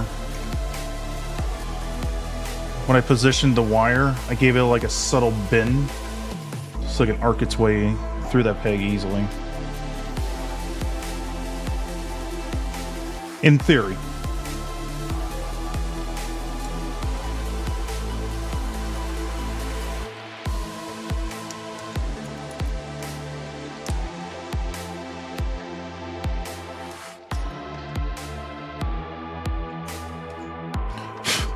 All right.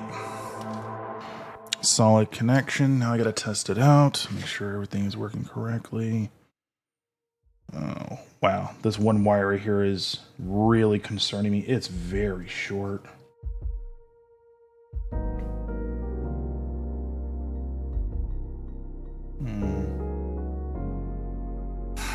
That's fine. 1, 2. I'm missing a set of wires. 1, 2, 3, 4. There it is.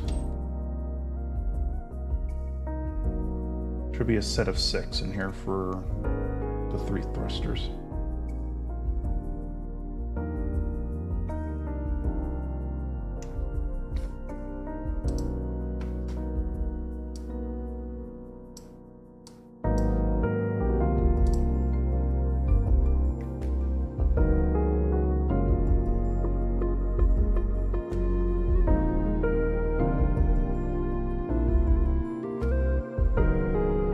Yo, good evening, Sammy.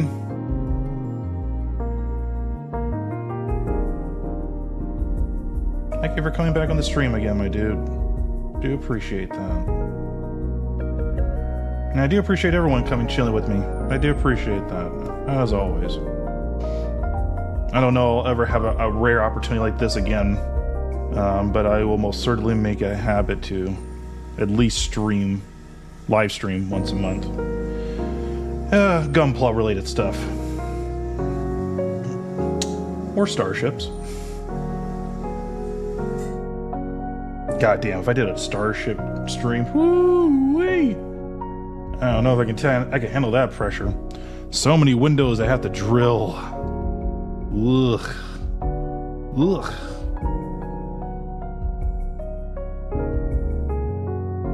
That'd be a headache. Alright.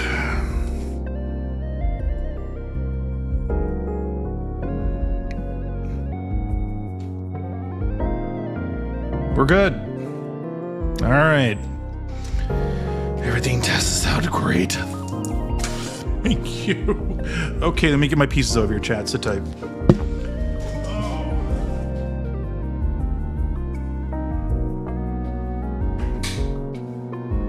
All right. Whew. Okay. I need to look for my soldering rod, and I need to make sure I have some shrink tubes.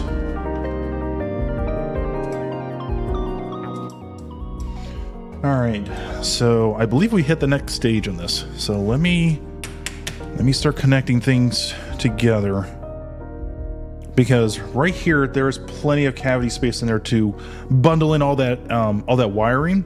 But now I got to start soldering things together. And soldering, it's like 50-50 with most people. Some hate it, some love it, some are terrified of it. I totally get it.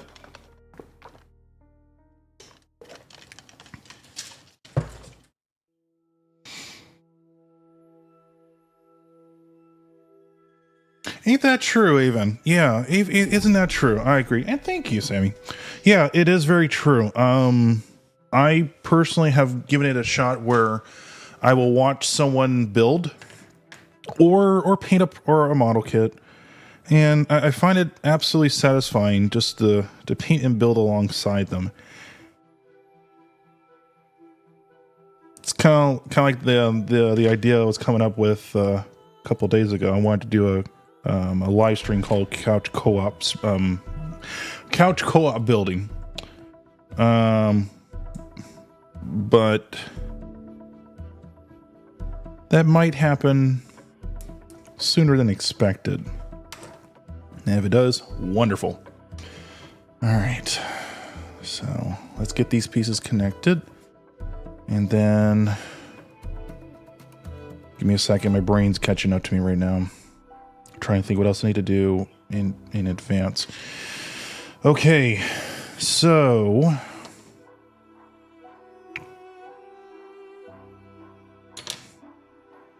a lot of this wire here is a bit of a mess, so I'm gonna have to clean it up a bit.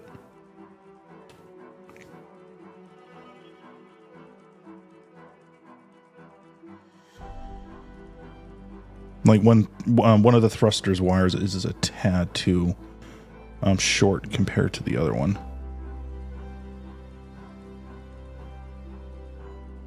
So what I'm basically doing is taking all that wire here, that's like all like not properly linked to one another, is I'm basically just bunching them all up as neatly as I can. And then I'm going to gently twist them so I can lock them in there. I would use a shrink tube, but I need to work with the cavity space that's in there.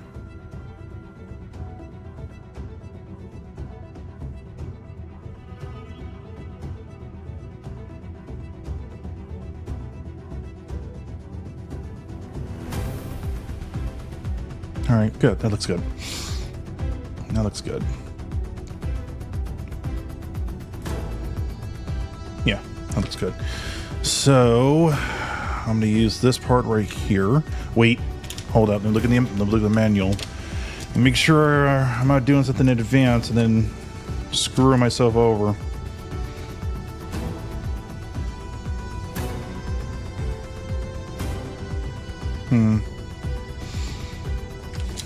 Just double checking, triple checking things, chat.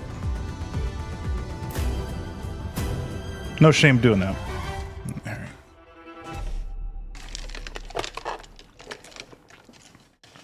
right. Okay. It's its own separate unit.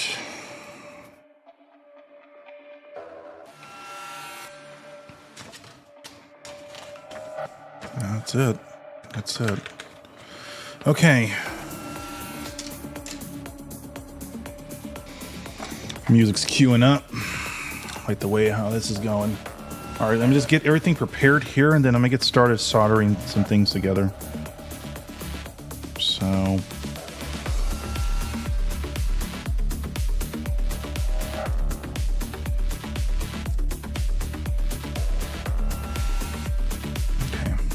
Checking to see how much cavity space I have there. So I'm just going to put the wire through here for right now. Get an idea on what I can work with. And then connect this and see how much space I have. Okay.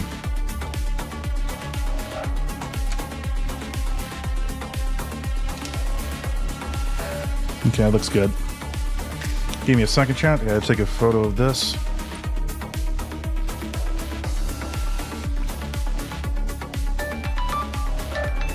Oh my god, my phone's going off. Shoot. Always good to have a record of your work. In case you need to go back to something or you need to rework at something, it's always good to take photos of your work. Oh god.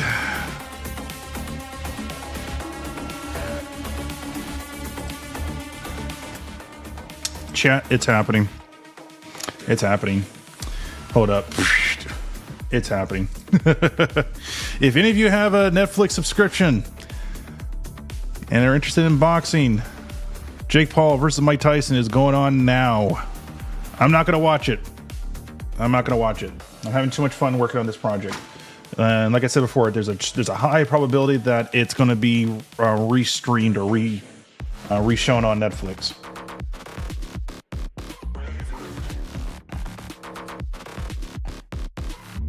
But I'm enjoying your guys' company. I'm not gonna look that gift horse in the mouth. Okay, now I need to redo. Do I need to redo? Let me think. Should I already get this prepared so that way I don't have any complications? How much room do I have?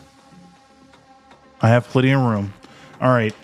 So this is prep. Let me toaster strudel that electrical wire that we did earlier on the stream. Get this prepared.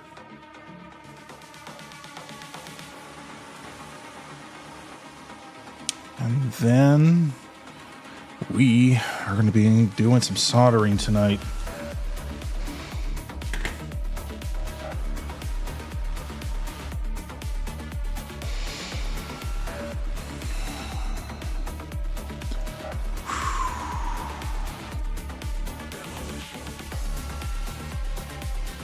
Okay, good. All right. Ow.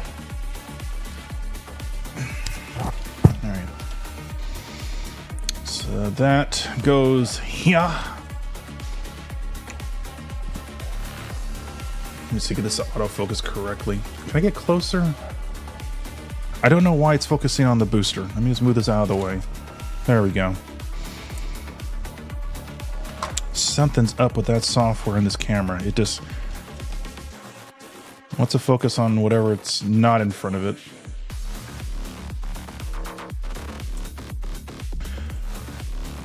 Oh, if anyone's curious what kind of wire I'm using, so that way,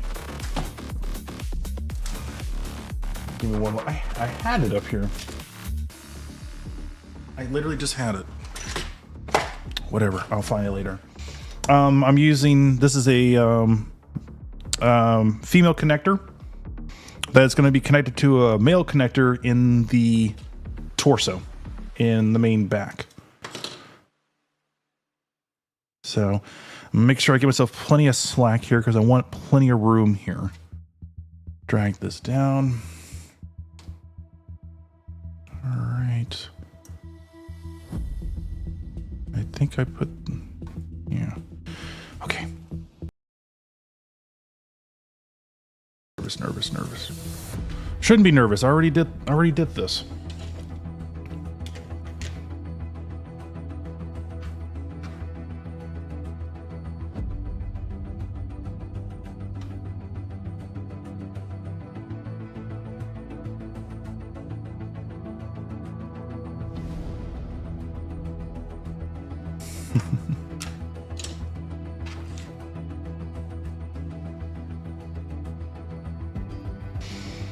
Yeah, the only reason why I bring up the whole Tyson fight thing, because I did watch their docu-series from both fighters' perspective and what they plan to get from this experience.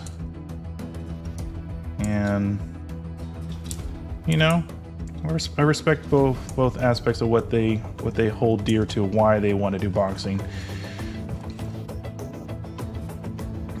Jake is doing it to make a name for himself. Everyone feels that he's not a professional boxer. Tyson, on the other hand, is looking for the next challenge. It's fascinating that Tyson loves birds, and not just any kind of birds. He loves, like if you watch the documentary, he actually has like almost like a nursery or a bird cage where he takes care of these doves or pigeons, and he loves it. It's his hobby. It's his pastime. I looked at that and I'm like, damn. Everyone has their own little kick zone and drive to what keeps them happy, and it can be almost anything. And he gets a lot of joy in that, and it makes him happy. And his wife is okay with that. It makes him happy. That's wonderful. All right, cool. Did that break off? Yep, that's fine. That's fine. That's fine. That's what I wanted. This part here is where I'm really concerned. I have to make sure everything connects here.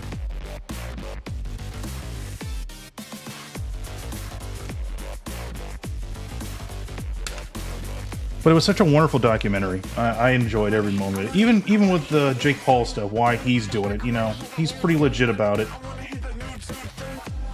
But he got an ego. He got a big ego. Let me take this part out. I don't think I need it right now. It's getting in the way.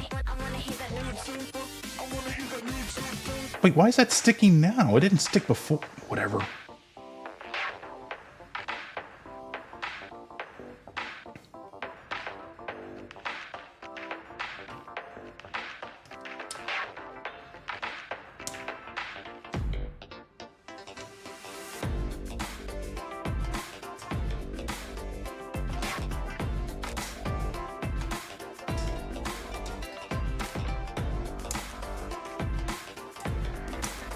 Okay.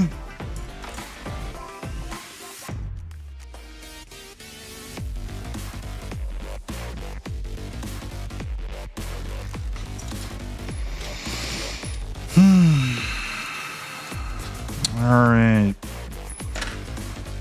Okay. So, wire.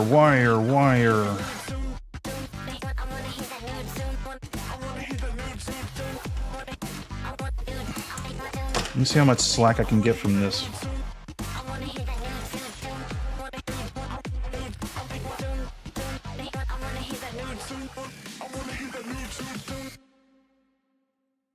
Actually, that's a great deal of slack. That's really good.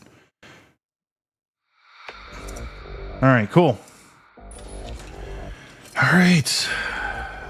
Now this part, I normally don't show it in my video. I really should cut this wire back. I really should. Yeah. Let me get some wire cutters, chat. One moment.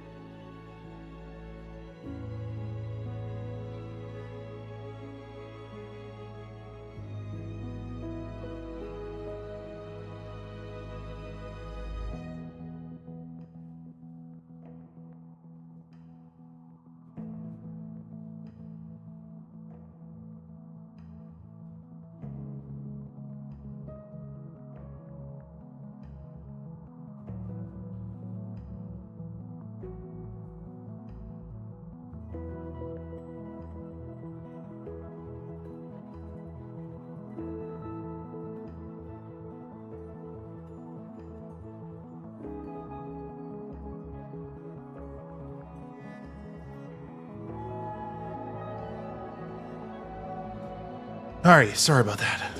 I had to make sure I had what I need.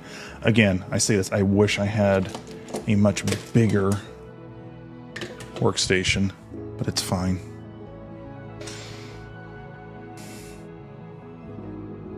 Let me just let me tidy up here a bit, chat.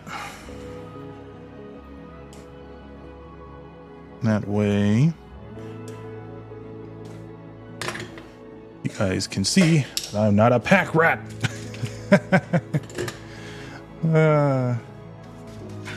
Just gotta make sure everything gets put away. Well, everything I need doesn't need to be put away, but everything that is definitely a distraction, need to move this out of the way. And then I'll pull the parts when I need them. 1, 2. Most certainly, I will be returning these to Home Depot. Get my $20 back.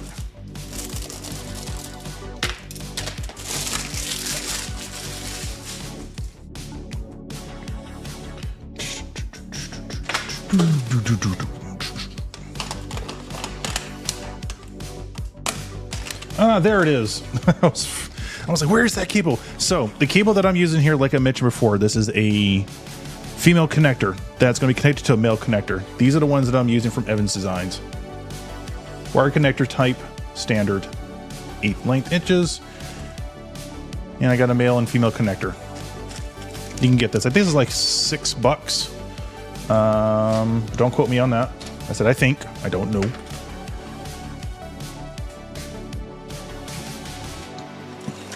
Green LED, fiber optic tool goes over there. More fiber optic tubing that's going to be used for the foot. Alligator clamps go over there. All right. I got breathing room. Thank goodness. But most definitely we're going to get partially started on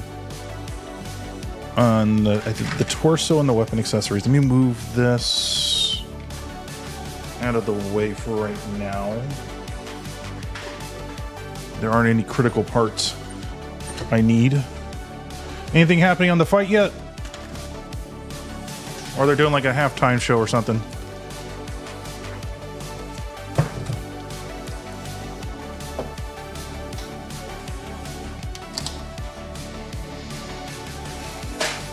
Oops.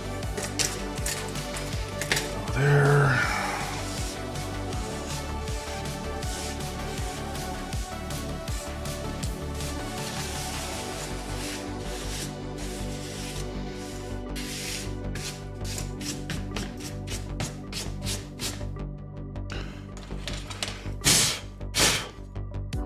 All right. Oops. So glad we got the back skirt boosters done last night. Ugh, that would have drove me nuts today. Okay.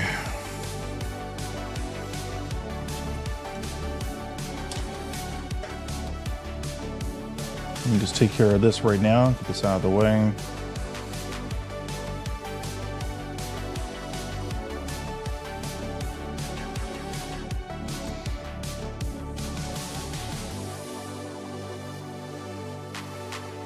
God dang, these parts are tight.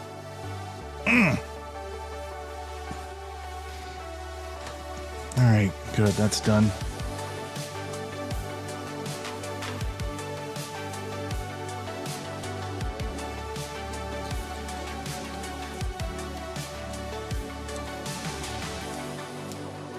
All right, thank you, Mathis, thank you.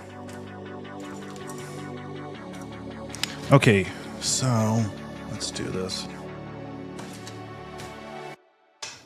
All right, let's get some different music in here.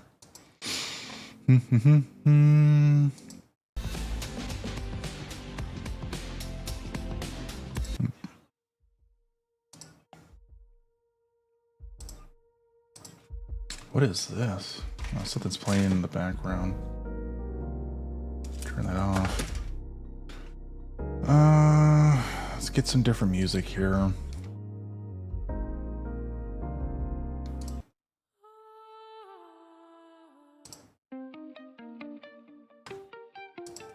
Cool.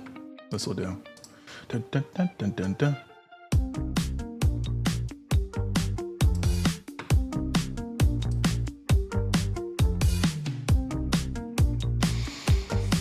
Okay. All right. We start plugging things in.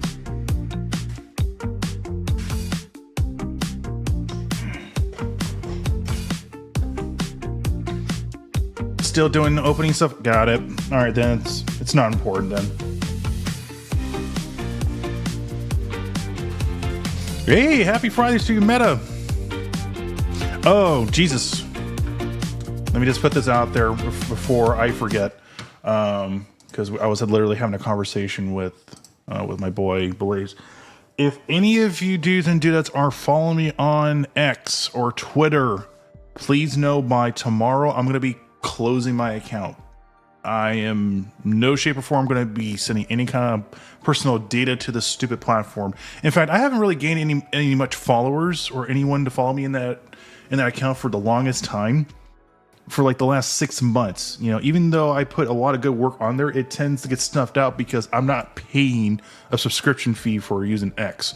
So do me a favor. You can follow me on Threads. I kind of put Gunpla and family stuff more on there. You can follow me on Instagram. I do have a, what's that other one? That new social media one, that butterfly one. I have an account there as well. And that's pretty much it. Yeah, I'm gonna be done with X by tomorrow. I don't want to deal with this anymore. It's just so much of a headache. You gotta pay to win to get recognition on that platform. I'm just so tired of it. I really am.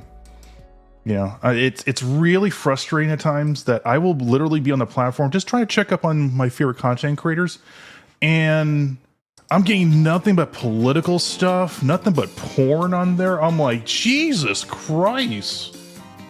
I just want to look at stuff that I want to look at.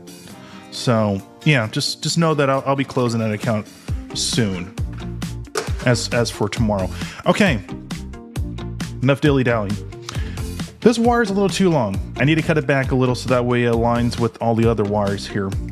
Not necessarily a bad thing. It's a good thing because you don't want to deal with all this excess wire.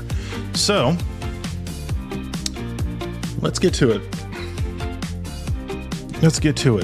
And then once we get that set up, then I'll walk you through how I do my soldering, and then the shrink tubes, and then everything else. Yeah, let me just do that. So first and foremost, let's cut this back right there. Doesn't need to be super long. I'm glad that it was long enough to work with. 8 inches is totally fine.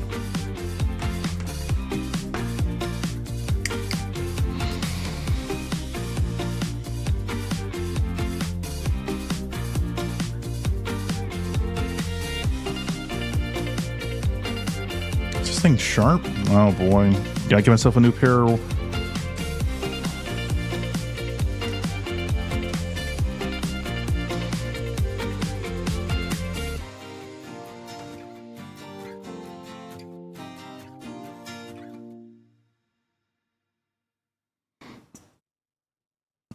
yeah, this thing, oh boy, my wire cutters are starting to wear out. Gotta buy a new pair. Okay.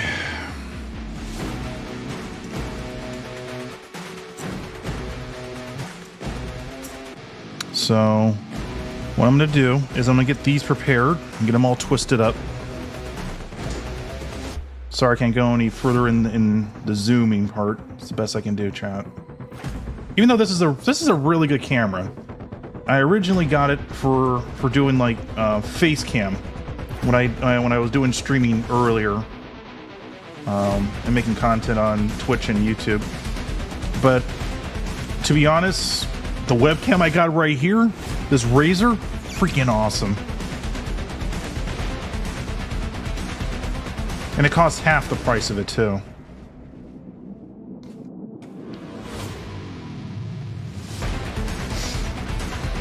All right.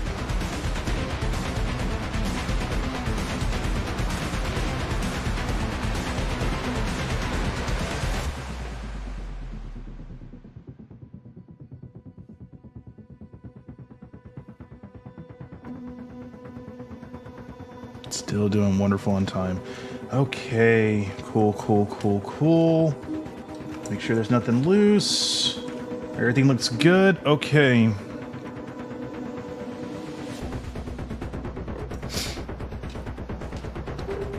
All right, let's get the other thruster installed, my dudes, and then we should be good to go. I need to work on the wire length here.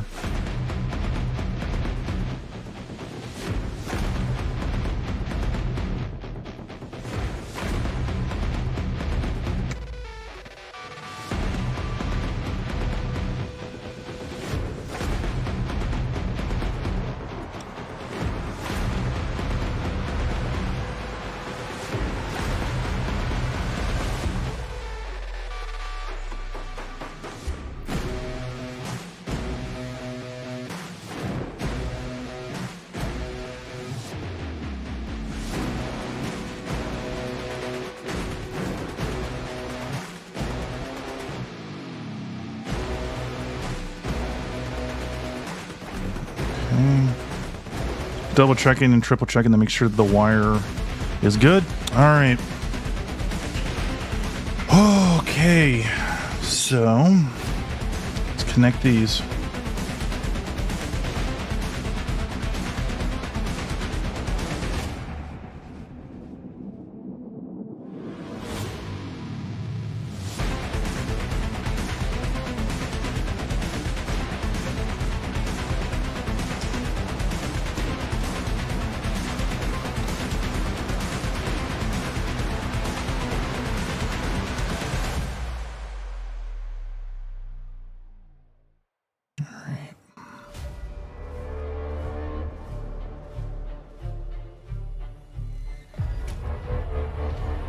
All right, let me double check, make sure everything's working. There's nothing shorting out.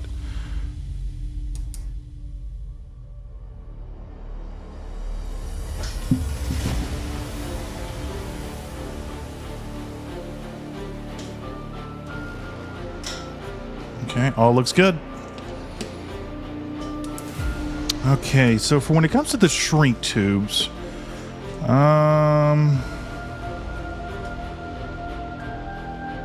how do I explain this? They're like the last thing I put on. But with this particular wire, let's see, out of all these, I believe I use the 0.1 shrink tubes. Yeah, I've been using them a lot. I use these a lot. So I'm gonna cut this in half so I have more to work with.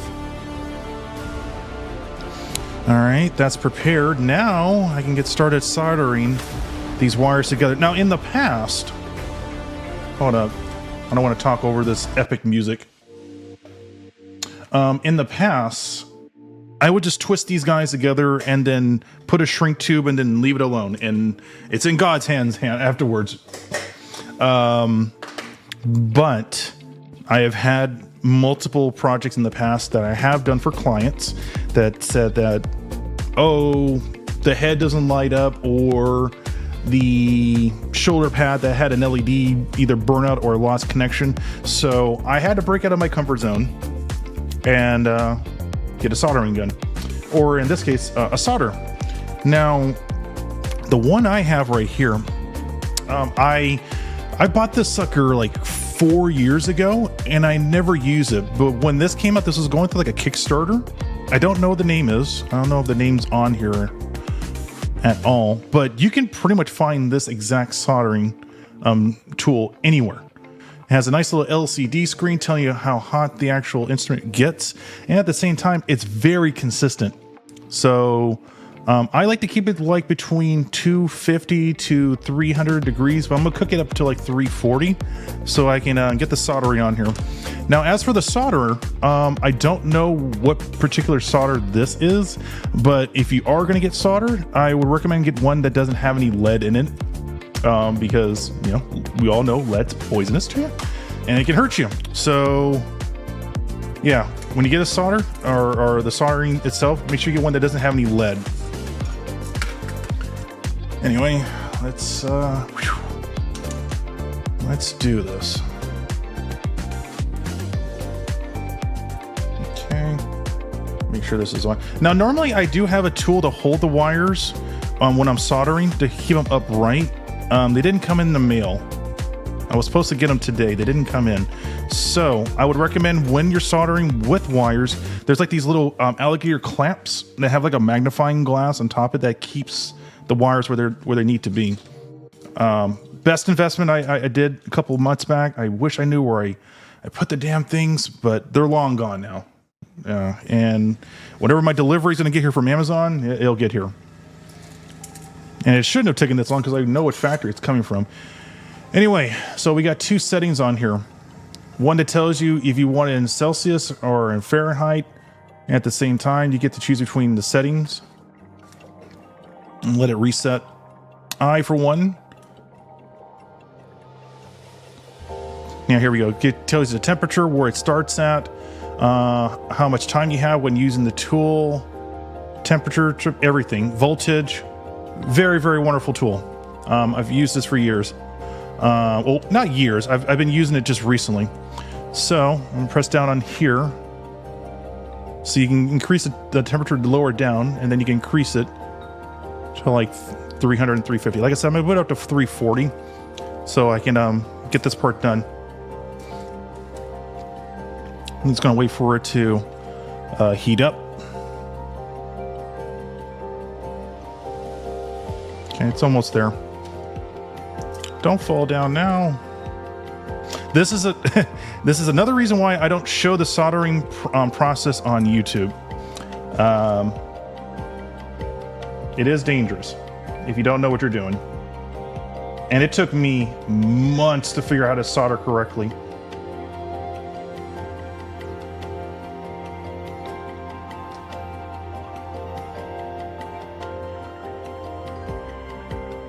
Just gonna triple that. Triple that. All right, and that's it. It's simple as that.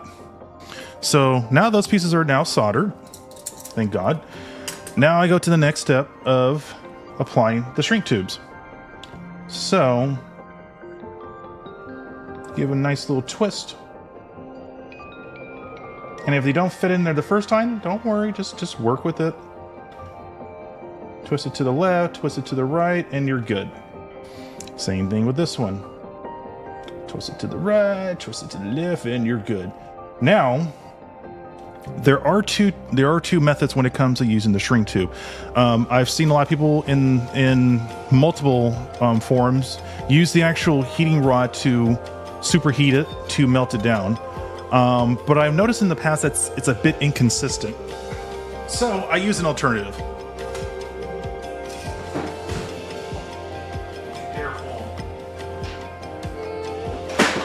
And the alternative is not here. Let me see if I can find it real quick.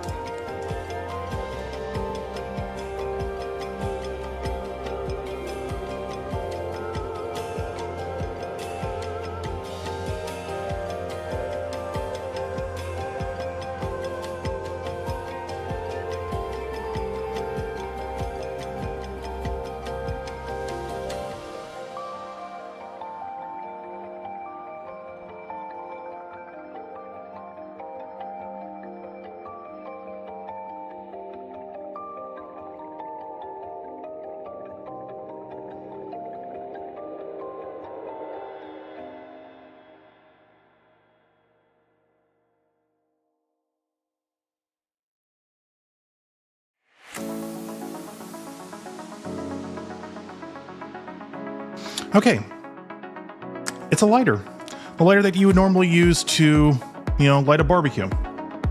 Simple as that. I'll just like give it a little click. Pinch the end so that way there's no excess wire.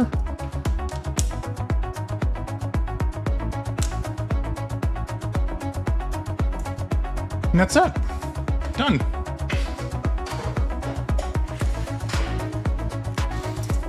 So, now comes the real tricky part. I have to take all this wire, convert it into a spool, jam-pack it in there while connecting everything. And then I have to make sure everything tests up and fires correctly. This part's a little stressful because anything can fail. So once this is nice and cool, I can get started doing it. And this stuff dries, not dries, but it cools off fast. So we should be good.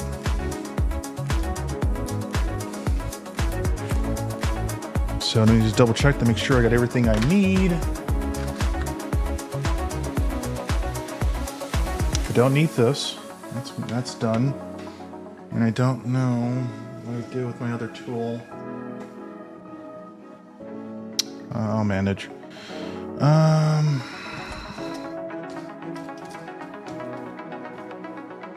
make sure I don't knock anything off with that solder, because I have burned myself in the past.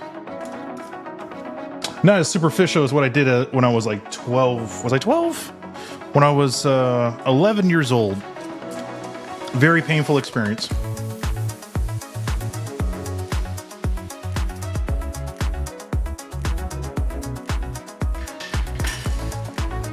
I was trying to repair something as a kid with my father's soldering iron, and when I thought the iron itself was cooled, I literally touched both ends of the soldering iron and I ended up burning my index finger and my thumb. And the smell of burning flesh, whoo! Nasty. Nasty, nasty, nasty. Okay, so I'm gonna take this wire here, bend it.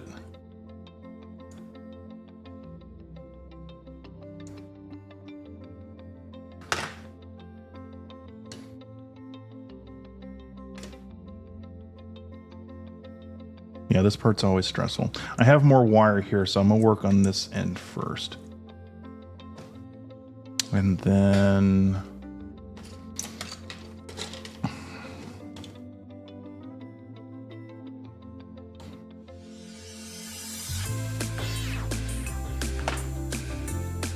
tighten up in a spool.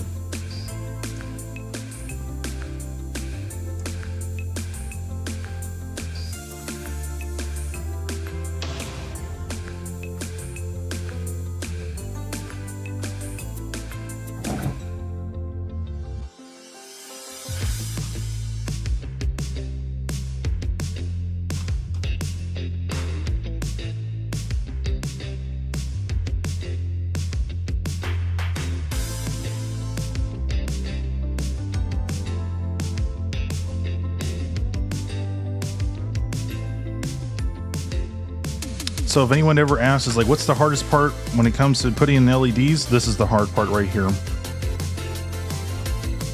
Taking that available cavity space and just rolling with it. Because there are times it will fail.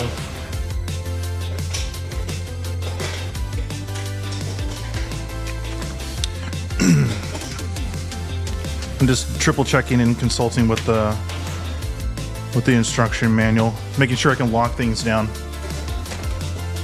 All right.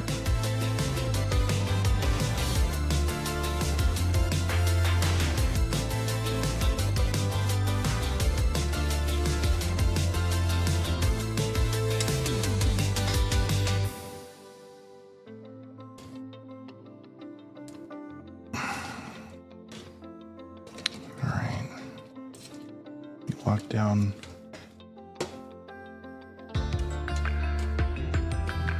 Down one side. Check those wires, check those corners, check those corners.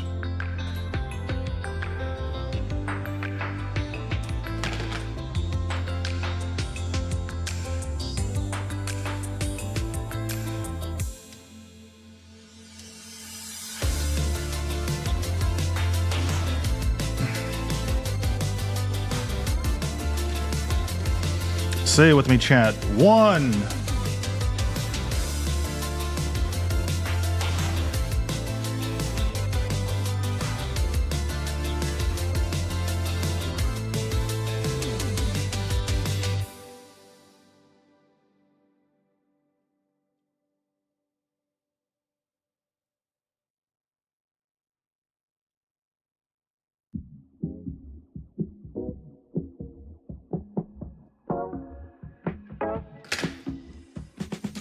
You didn't mean to kill that policeman. Well, of course not. It's against everything I've ever stood for.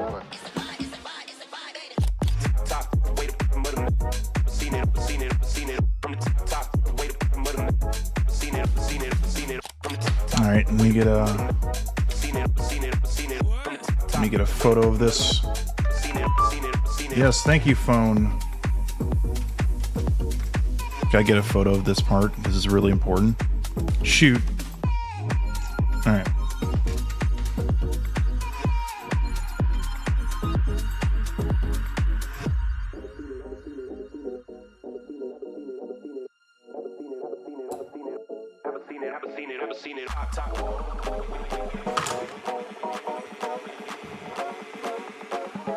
All right, say it with me, chat. 2.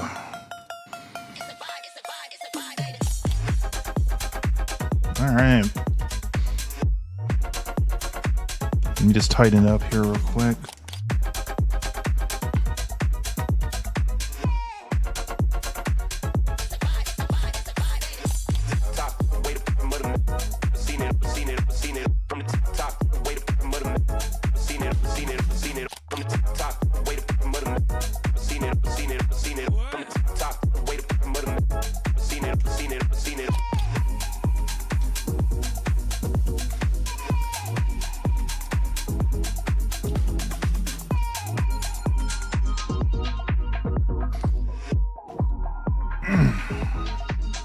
These parts are really tight. They're really, really tight. All right. What else? Parts on here that need to be connected. Let's consult the instruction manual.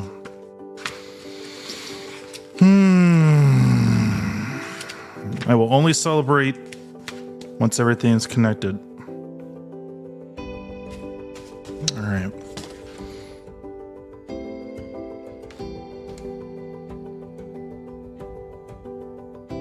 Still kind of bummed out I wasn't able to do anything with this part. Okay, let me just clarify why.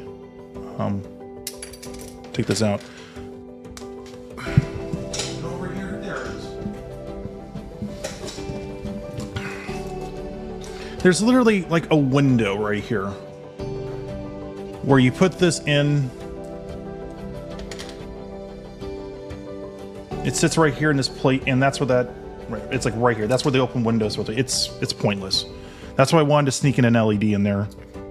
But it would have easily compromised everything. Everything.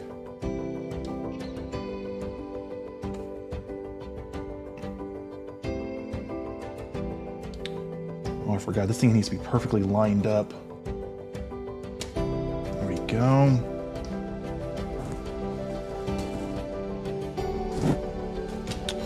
All right, and then there's the front plate.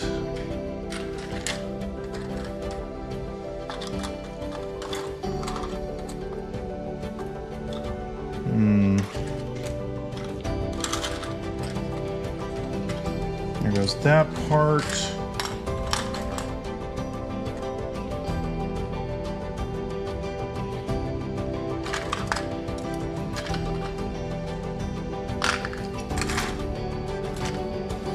Got this one here. I'm missing one.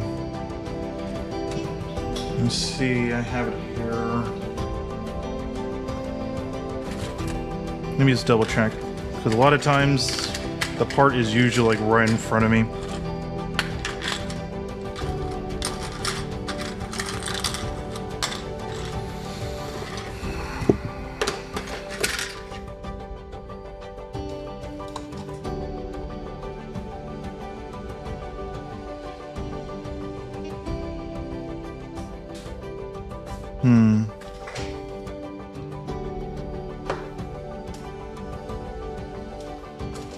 How fascinating. Maybe it fell. Let me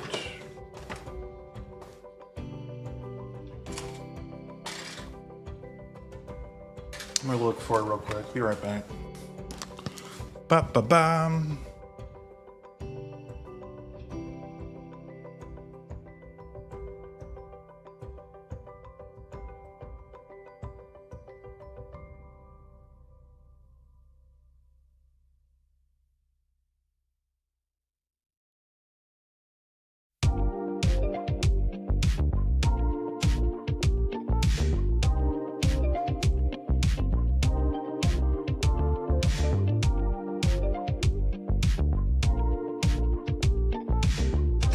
I found it.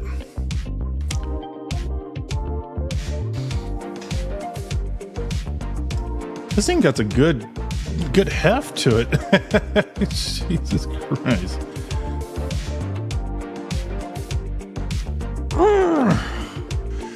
Ow! Jesus Christ, man. Here at Nelson, we not only make good quality model kits, we make sure you earn it. Oh.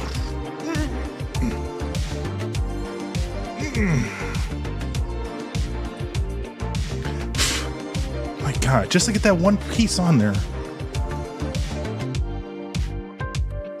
I think the color choices we went with this, chat, works very well.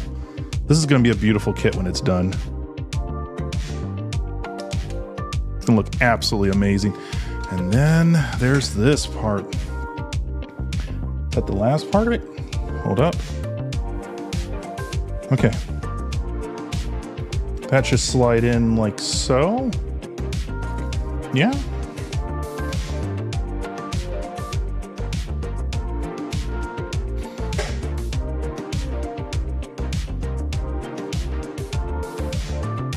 I don't know about you guys, that looks incredible.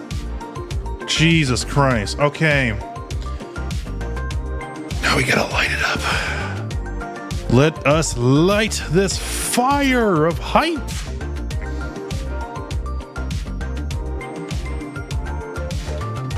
So for the sake of making sure this is done right, I'm gonna pre-install a female connector to this.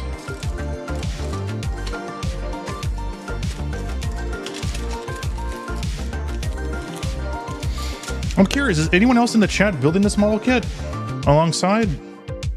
And if so, tell me what you think of it. I'm having a blast. Oh my gosh. If this was the kit, I'd be happy. I'll be done. If this was like the actual kit, I'd be happy with this.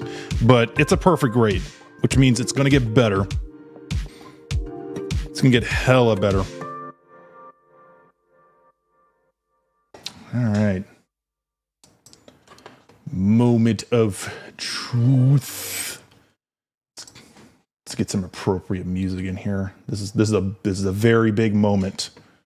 Very, very big moment.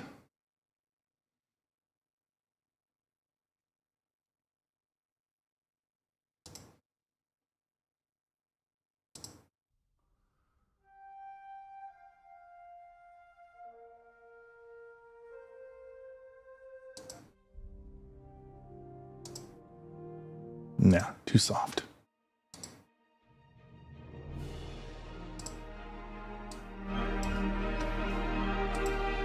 Perfect.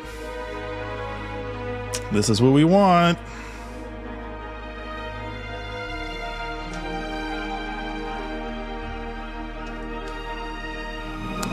Male connector.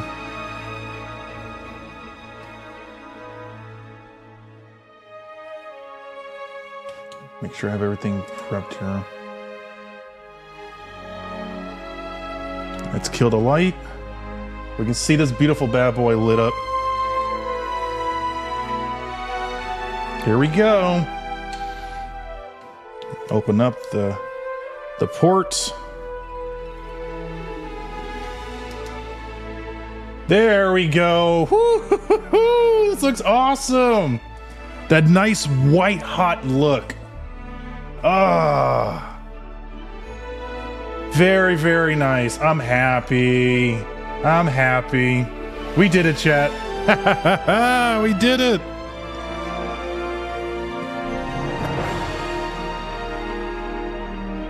We did it. This looks incredible. I'm very happy. I'm extremely happy with this. Everything moves. Nothing's compromised. Everything's good. Everything's good. Everything's good. Does this bend? It bends. This puppy's ready to be installed in the back.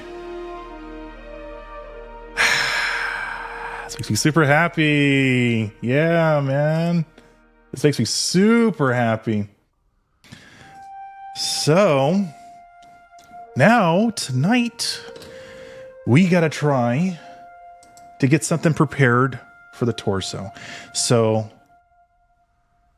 this will be a good glimpse to see what we're up against for tonight and tomorrow. I do plan on working on this a little tonight. So that's incredible. That's a lot of work though.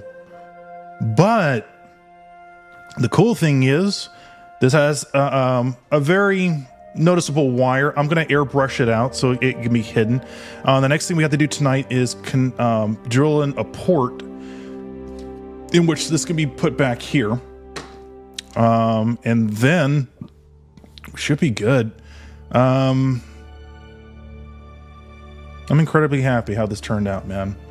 I'm getting the exact same goosebumps I got when I build starships. There's something that's really magical about just putting in all this hard work and then have it being shown. I mean, just in low light. It's so cool. It's so cool. I'm sorry if I'm geeking out. This is the feeling I got as a child when I would watch these feature-length films.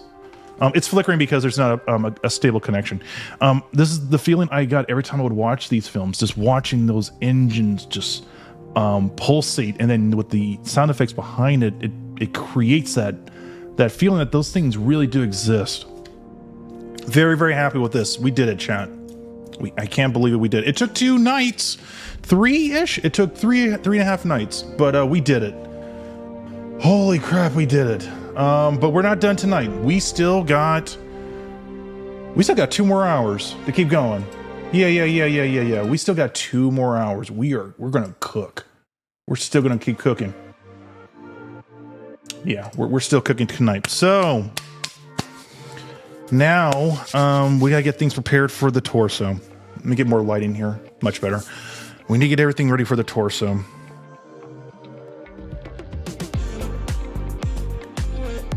But you know what we should do? We should discuss on what color are we gonna light the visor for the momentum. Keep calling it, it's a stupid name. What kind of LED light are we gonna go with the tall geese eyes? So I'm gonna give you guys some options. You are gonna choose whether we're gonna go with a blue LED for the visor or we're gonna go with something green.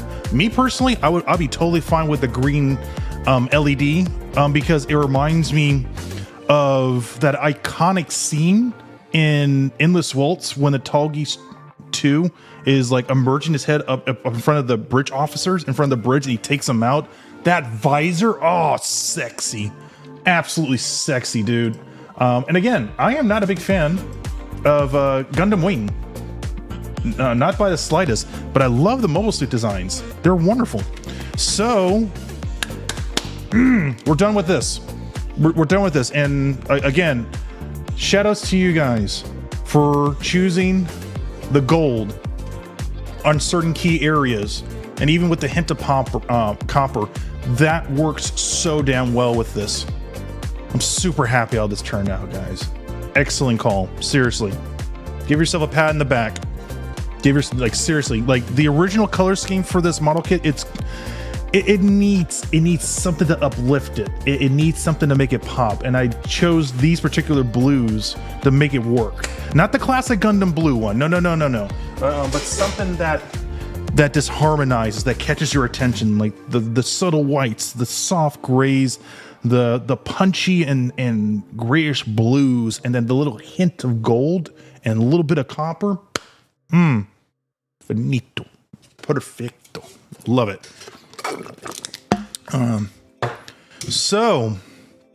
Let's get the parts cut off for the head. Let's do some experimentation with that. I said I was going to work on the weapon accessories. I did say I was going to do that 2 days ago. But I think it would be more fitting that we tackle the torso. So that will keep if you guys are building this alongside me or someone else is building this on watching these streams afterwards, they can have like some guideposts, some like references to build this off of. So we're going to do that. We're going to get started on the torso, but we need to decide what we're going to have for the LEDs for the head. Now, The promotional work on this shows that it's a nice cool blue. Doesn't look bad. It actually looks great. Truth of the matter is, I don't know if I have any blue LEDs left. I know I have a couple green ones over there, but that's the purpose of the stream. We're gonna do some testing. So, let me check on my wife real quick to see if she needs anything to eat, because I'm gonna be stuck back here for another 2 hours.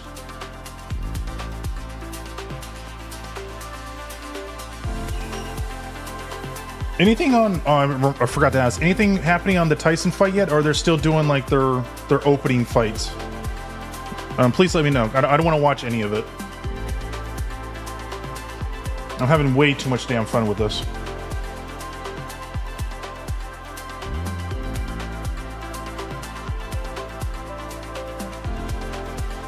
I might have curry again tonight. That was super yummy.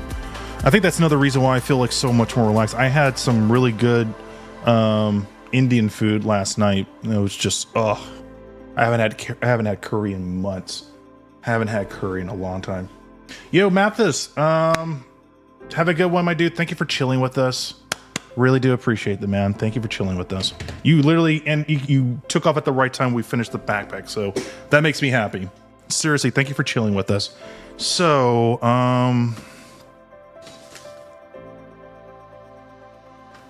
let me check. What parts do we need for the head? And how are we doing? Good on time? We're doing great. We're doing great on time. Okay, so I'm just going to focus on this spot here. I'm not... This is just me, chat. This is just me. I'm not a fan of this. I mean, sure, it's your own personal preference. And I'm almost certain if I had more LEDs, I can create like a rolling effect, like a pulsing effect with this clear particular plastic. I'm gonna paint over it. Not sure what color it will be. It won't be gold. That'll be too loud. Maybe like a metallic texture, like we're doing with the inner frame. So just gonna let you know, I'm not gonna put any LEDs in this. There's really no need. So give me a second, let me find the runners and we'll get started piecing things together. Okay?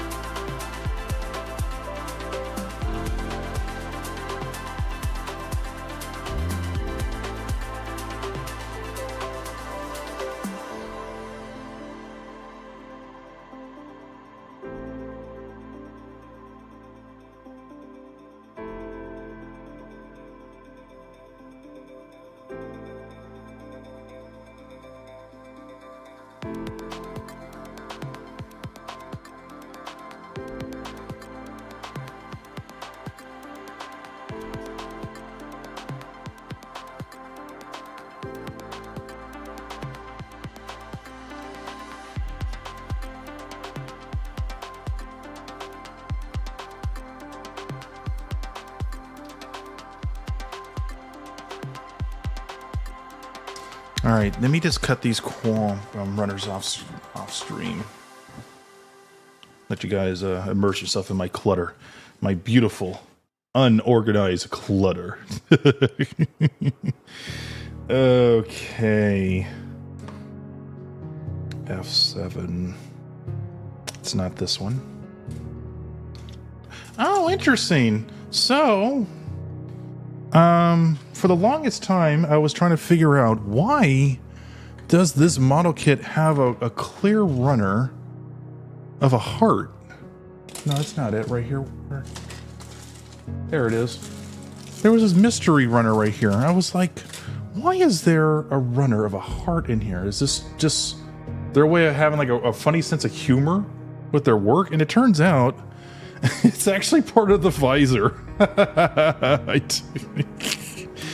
They did the same thing with the red frame a couple years back. It was literally like instead of it being a pilot inside the cockpit. It was like a little Kuma bear. Why? Who knows?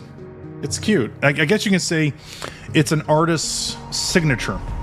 That's the best way I can describe it. It's an artist's signature. Funny sense of humor. I dig it.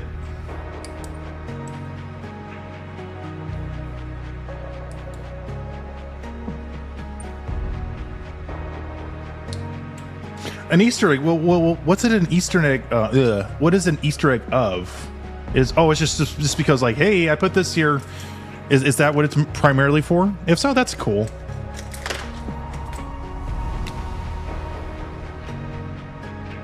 I saw something that's like the component for the core in the back of this.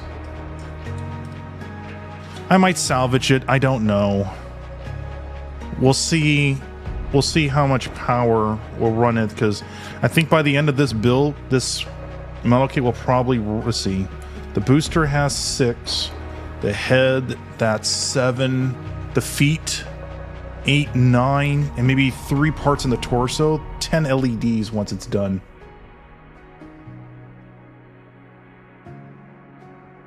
Oh, okay. Okay, so it's just something that they put there. That's cute. That's fine. That's fine. Like I said, if these guys make more in the future, I'll buy it. They make great products. I was very, very fortunate enough to find it available to pre-order. You know, mad props to USA Gundam. Even though they did me dirty in the past, I still love the fact that they made this model kit available to purchase. So, very happy with that. Oh, it's something that they do? Okay, that's fine. That's still fine. I'm okay with that. It's cute. It's adorable. Absolutely adorable. I know that's something I have to do with these model kits. I need to get into the habit of putting my signature in certain parts in there, so that way, if historians remember me, which I highly doubt it by that time, we'll get an idea like who built what back in the day.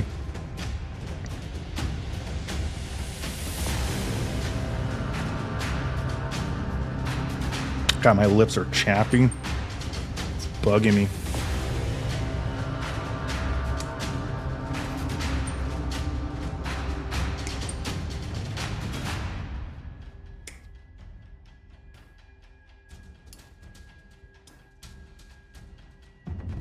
Hey, thank you, Blaze. Have a good one, my dude. Thank you for chilling with us. Hey, serious question before you go. You up for one more set tomorrow on Dragon Ball? Or you're good until next week?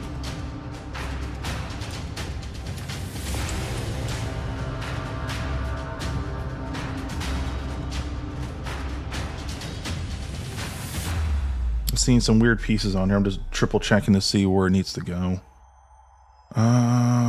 Let's see. I see the blue part. Welcome back, Rick. If you don't mind me asking, what do you do, man?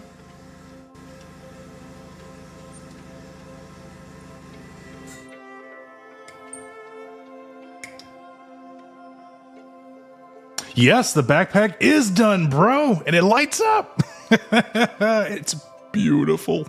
It's so beautiful.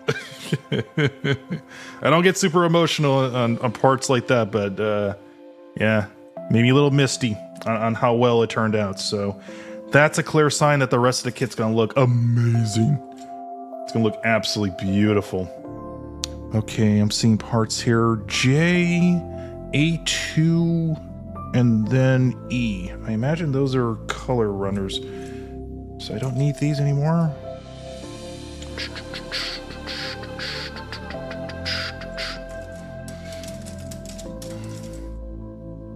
Gotcha.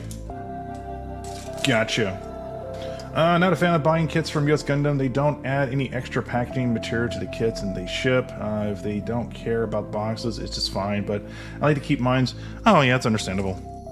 My situation with them in the past, before I got any form of recognition as as a content creator or as a gunpla builder. There were times where I asked them like simple questions on their post, where to get certain products, where to get certain tools, and they blew me off. But it became very apparent when I tried to direct message them, and they literally saw the message in which I was asking like an inquiry on certain products and certain tools. They literally blew me off. So I don't know who was in charge of their social media department, but I think this person had a personal grudge towards me. I don't know why. I really don't know why. But I'm still gonna get stuff from them if they have them available to purchase. So, no bad blood. I mean, I did pre-order the, whatchamacallit. I did pre-order the next master grade. I forget it was from, but it's from Iron Blood Orphans. Let me ask you this, you guys want me to stream that build as well, or you want me to do like a high production video on that one? I'll be down either or format. It'd be fine.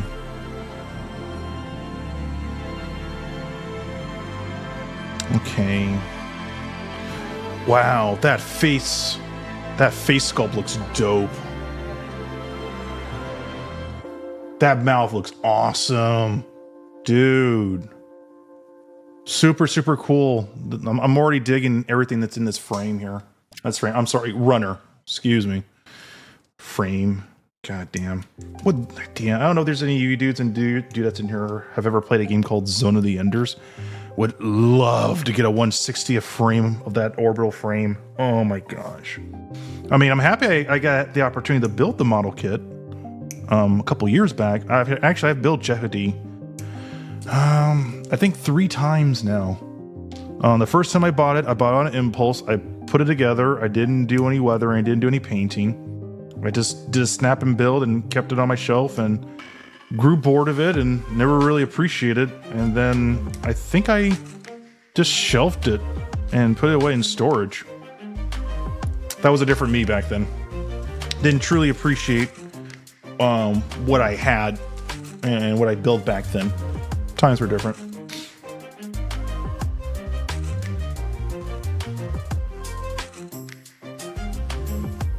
Yeah, I can't remember, botch the name. The Viter. Yeah. Yeah. Yeah, that mobile suit's amazing looking. I've been dying to get a master grade for a year. But yeah, I would love to get like a 1/60th scale Jehudi. Hell, I will take a resin kit. Yeah, I'm not joking. I love that orbital frame design so much. I must have played that video game soundtrack dozens of times on my old, once again, I'm carbon dating myself, on my CD player. Well, of course, the CD player I had at the time was mounted into the dashboard of the car, and then one unfortunate summer, my old Chevy Blazer would get super hot, and the CD inside the CD player was incredibly warped, but it still worked. I don't know. I guess that's a true testament to Alpine, the car stereo that I had at the time, but I still listen to that soundtrack over and over when I went to college, and dude, it got me through some dark times back then. But that game has such a wonderful soundtrack. I mean, it's kind of dated now, but I love it. Yeah, dude, Anubis is dope. Yeah. Yeah, I would love to get another Zoe game. Would love it, but unfortunately, the HD, well, they did a first HD remaster, right, for the 360 and the PS3, and it was terribly optimized. It didn't run at a consistent 60 frames. There was content missing, which was very strange, and then the game crashed frequently. But when they re-released it for the PlayStation 4, another remaster, which, by the way, if you guys haven't played it, that version of Zone of the Enders Second Runner has, bar none, the best 5.1 surround sound. Whoever was the engineer genius behind that I want to shake his hands. Things that have weight, things that have good explosion, metal parts on the orbital frame that makes like a weird ticking or shifting sound. Unnecessary, totally unnecessary. But this person did it, so I imagine this individual, him or her, probably had some experience working on films in the past and incorporated their technique onto this video game. It's a very small little detail that's missed.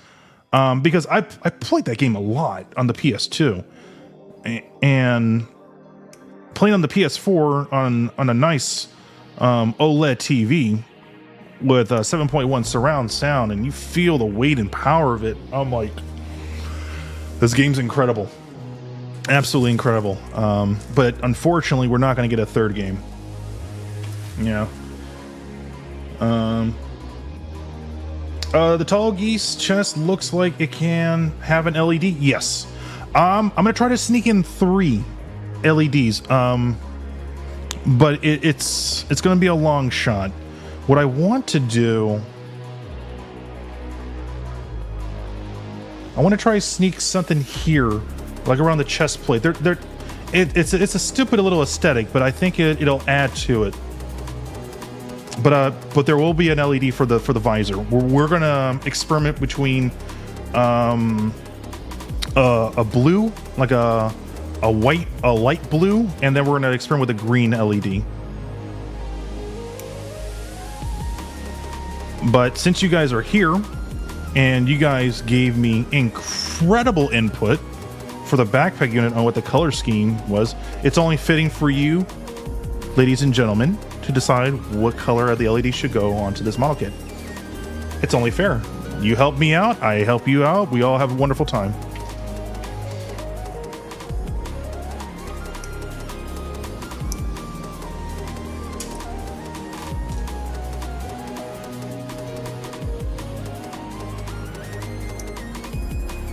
And then once again, I would never imagine to stream for so many days. I love it. I love it. I'm gonna have to come back and do this again next week. Even if there's like only 10 or 15 people watching, I will still do it. I will still do it in a heartbeat. It's fun. I can be literally sitting in the living room, feet kicked up, binge watching whatever I have on my wish list on Netflix or Funimation or YouTube, and turn on the PlayStation 5 and play whatever game that's in my personal library and just chill for the whole entire evening, not do anything productive. I'm kind of getting bored of that. I kind of am. So, once again, mad props to my boy, Blaze, for recommending me to do this. Because I tried doing this on Twitch. I got nothing but random bots on there, and that was really frustrating. But, you know, I did grow a good audience, but it just didn't feel right to go back to that platform. But I will go back, and I'll strictly focus it on just video games and not Gunpla. Because, you know, the Gunpla channel, it's what we're watching right now. It's what I'm doing. And a huge portion of my audience is here. It would only make sense to do that. Jesus Christ, these parts are so tight. I'm gonna get a hernia. I'm gonna get a hernia. Good Lord. Let me sand these pieces down.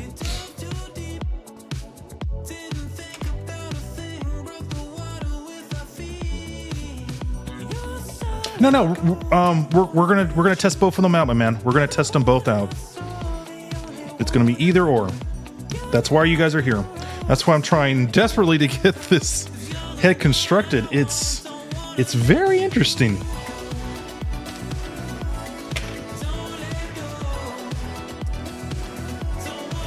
But the builder in me is trying so hard to sand off areas that have imperfections.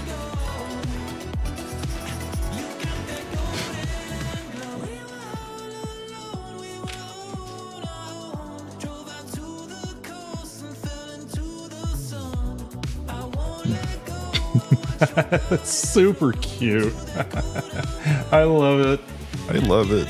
It's stupid. It's stupid. I hope one day I actually get to meet the crew that designed this. I want to shake their hand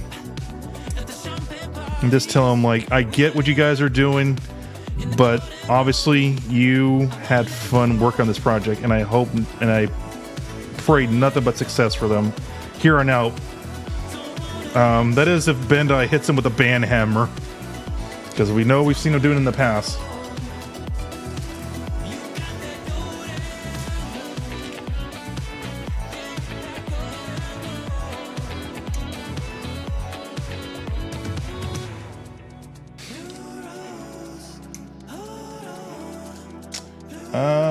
Okay. I'm almost done, chat. Almost done. I don't want to just like go like and then okay, let's see what the LED looks like for the head. No, if I'm already like neck deep into cutting these pieces out, I want them to look good when I get ready to paint them tomorrow. And for those who are curious, I am going to be painting some parts on this inner frame to make them pop out. Only if you can see it through the naked eye. Other than that, I'm not going to bother. That's just me.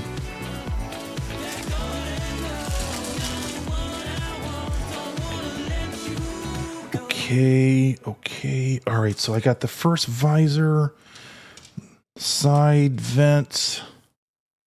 This is the back of the head. I'm missing the part J and E2. Let me look for E2, chat. Be right back.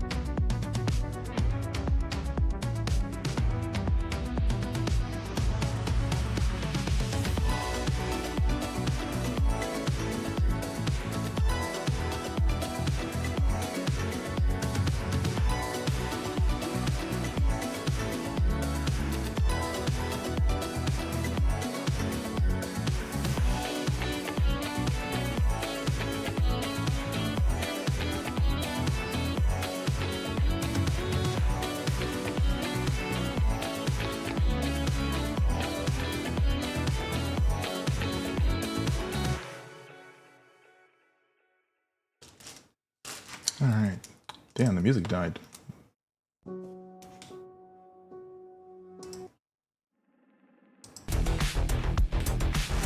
Nice. Okay. We're almost there. Personally, I'd love to see some of the third-party stuff that they have come out in recent years. The Motor Nuclear and the Air kits have been on fire. Yeah, I would agree with that. Yeah. And I agree with you, Ricky. Yeah, Orange Cat is is killing it with their model kit division, dude. They had me at the Tekkaman stuff. They had me, and I wanted to see more. I need to see more from them. I need it. I wouldn't invest that much money, so much money on those model kits if I didn't believe that they wouldn't deliver. No, they're going to do just fine. Okay, we have the basic stuff for the head.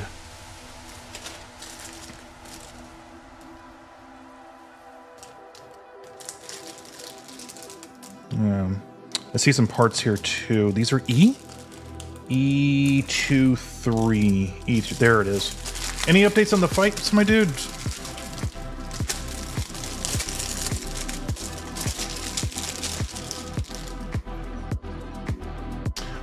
What do you think of the Shining, the RG Shining Gundam? It looks cool. I had it, and I did eventually give it away for charity.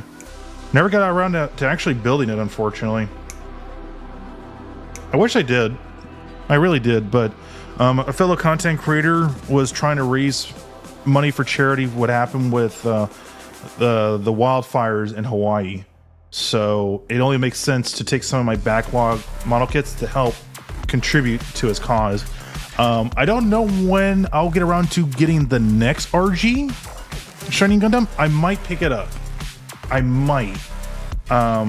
Overall, super excited for it. Super excited. I love building real great kits. They're great. Let's see. Otaku. Mine and my wife paint job on the PG Perfect Grade Gundam. Oh, Manchi Nora Final Battle version. It was not good due to the gloss black paint on. Ew, that's unfortunate. Yeah, I think that's the reason why I stayed away from the Banshee. Like I mentioned earlier on the stream that I was going to focus on, not focus so much on doing paint accurate model kits for a while. I want to do more custom paint jobs like what we're doing here with this. And I remember staying away from the Banshee for a while because of a similar situation. And what just happened to you, it most certainly would have happened to me if I would have committed to it. Damn, I'm sorry to hear that. That sucks.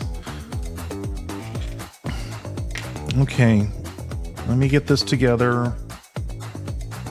Just gonna do a test fit. Once again, I'm loving what I'm seeing here with this face sculpt, man. So much loving. Oh, I'm sorry. I don't mean to geek out on you guys. I really don't. But that looks awesome. Look at that color separation. I'm obviously gonna make this like the blue here. But the little chin part, I don't know. Definitely probably I'll stick with the gray. That looks super cool. I love that. Love that, love it, love that attention to detail. Okay. So we got the visor. I know I got some LEDs around here. We got some green LEDs. All right, and we need a blue. I might use some of the blue I have from my previous project. Let me check my backlog real quick, chat.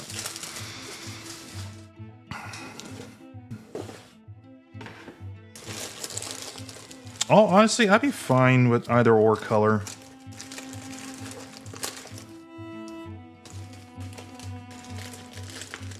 Still the opener? Okay, got it. Damn, still the Jesus.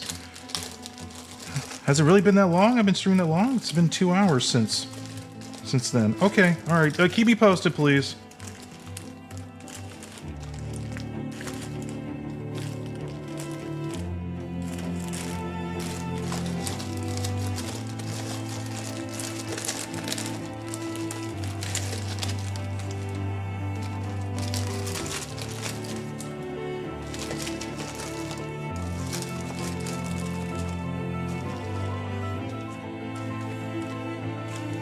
Let me guys ask you this. Actually, you know what? What is this? Mega. I do have a spare Mega White. I can use I might use this. I might use this Mega White for the back core here. I don't want it, like I mentioned earlier in the stream, I don't mean to get sidetracked on here.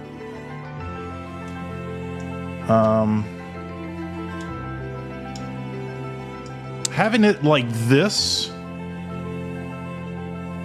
already sells it for me. Come on, camera. Don't focus on this. It's trying really hard to focus on it. Come on.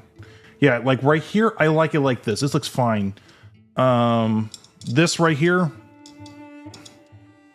doesn't jive with me. It looks like the core for an Evangelion. I'm gonna keep that. I'll try to work around it.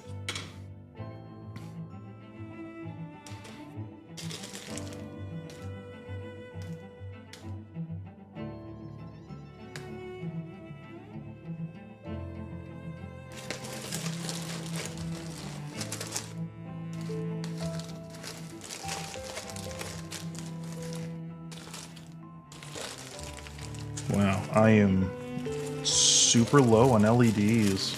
Wow, this has never happened to me.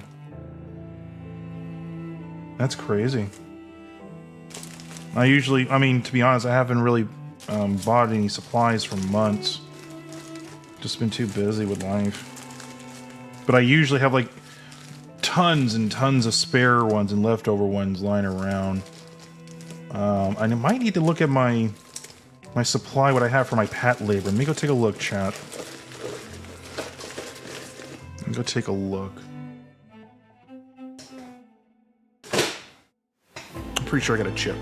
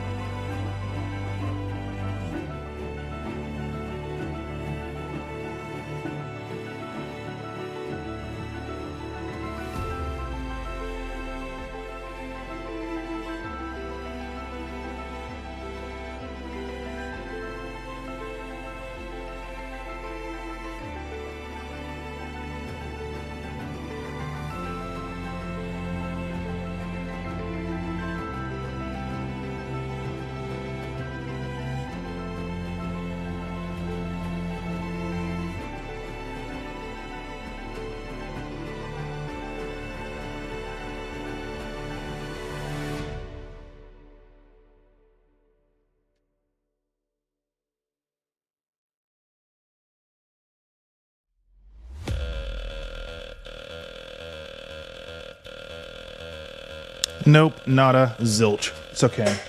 I do have some spare picos just to get the effect I want, so we have options. That's what's more important. We have options. So, let's get this visor cut out. And then we'll get started. Hold up. Well, that's a very shallow cut.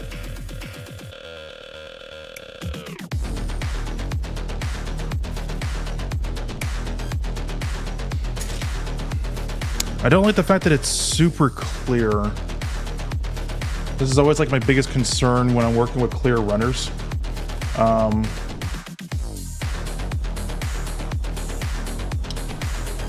But we'll see what happens when we light it up. I might have to like frost it a little with some paint.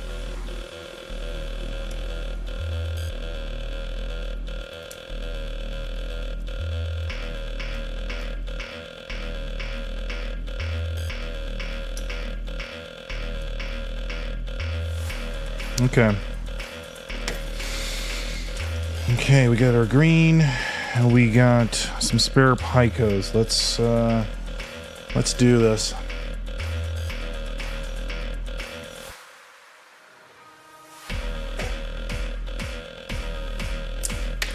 Ow, that hurt. Oh wow. Tension of that was so bad it chipped my nail. I'm okay. Ow. Yeah, it chipped it pretty good. Ow.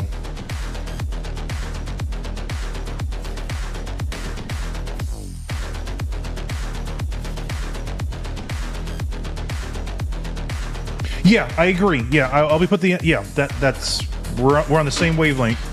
I'm going to be putting the LED behind there because there's, all the hard work's already been done, right? It's already been alcoved out. I just dropped the head. Where the hell is it?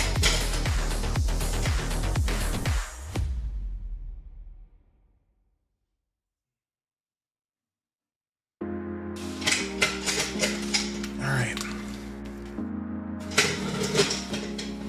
Okay.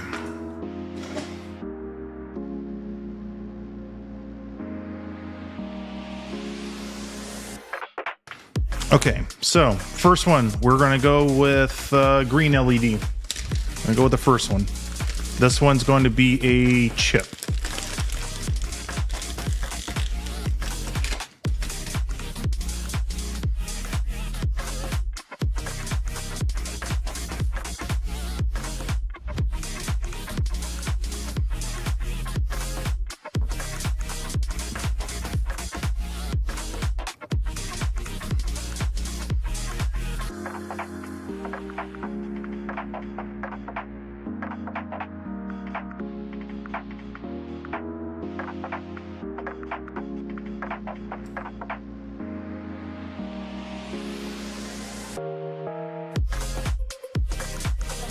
Still say that's adorable.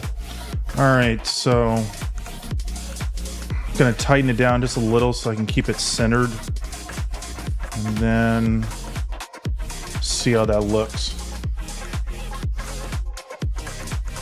I hope it looks good.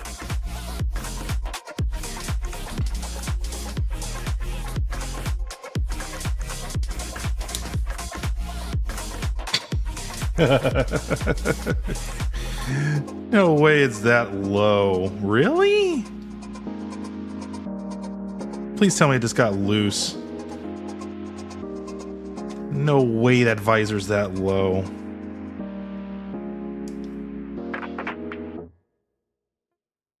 Okay, good. It isn't. I got scared for a second there, chat.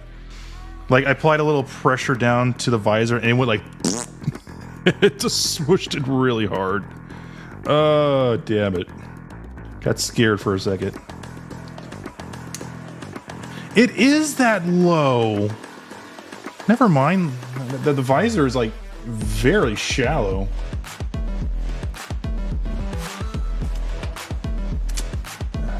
Yeah, the visor is very shallow in there.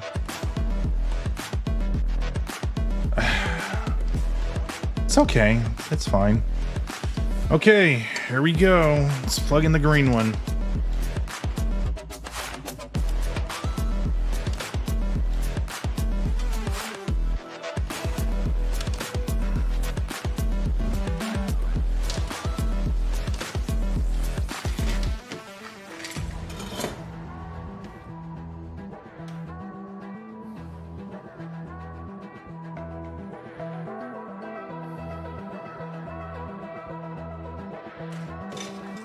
All right. All right, test one. Here we go. Green LED in 3, 2, 1.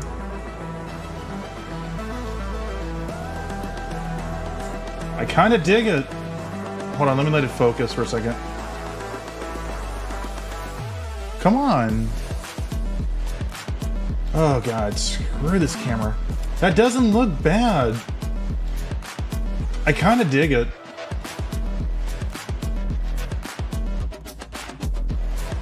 Let me see if I can try to put some more parts on top of it to give more contrast.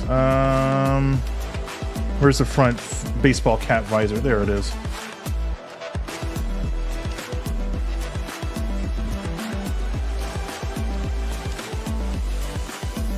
It doesn't look bad. I kind of dig it.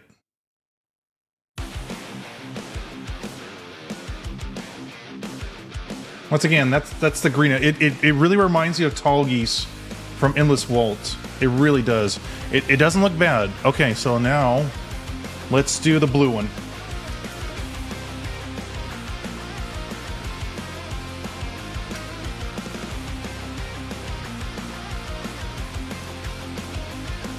Yeah, I like me some metal too. Uh-oh. All right.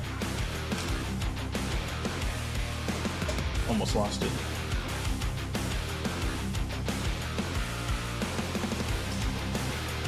Whoa.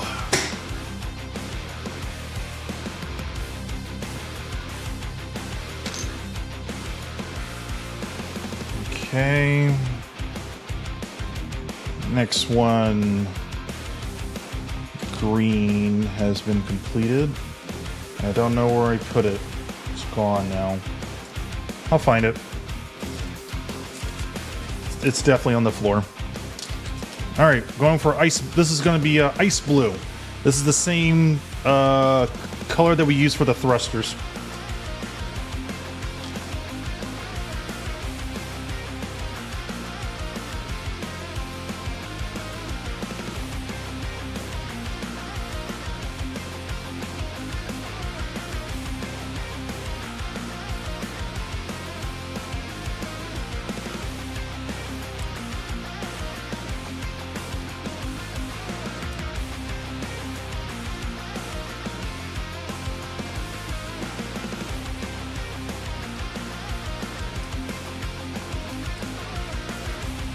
Okay, you wire it up.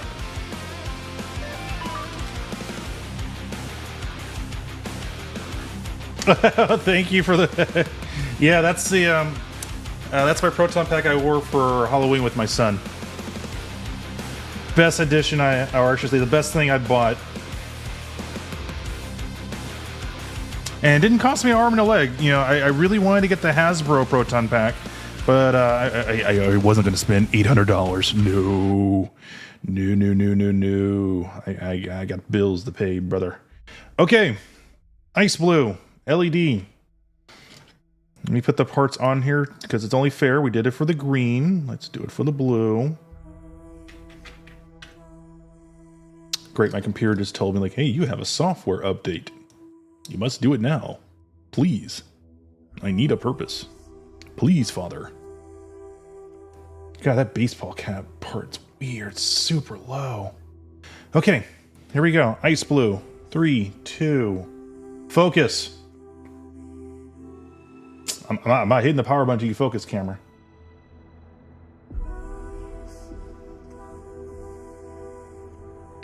All right. 3, 2. Oh, fuck it. Okay. That doesn't look bad either. Let's try with low light. That doesn't look bad either, my dudes.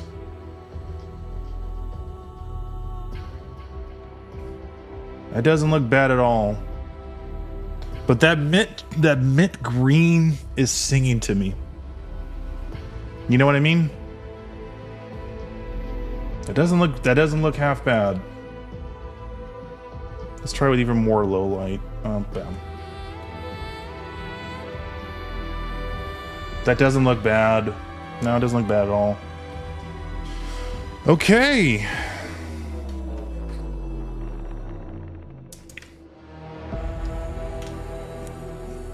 We got to see with the chat. Okay. I personally want to go with the green. I think it works very well. So what's it going to be? Green or blue? Green or blue? What's it going to be? The more I see in the chat, we will go with that color.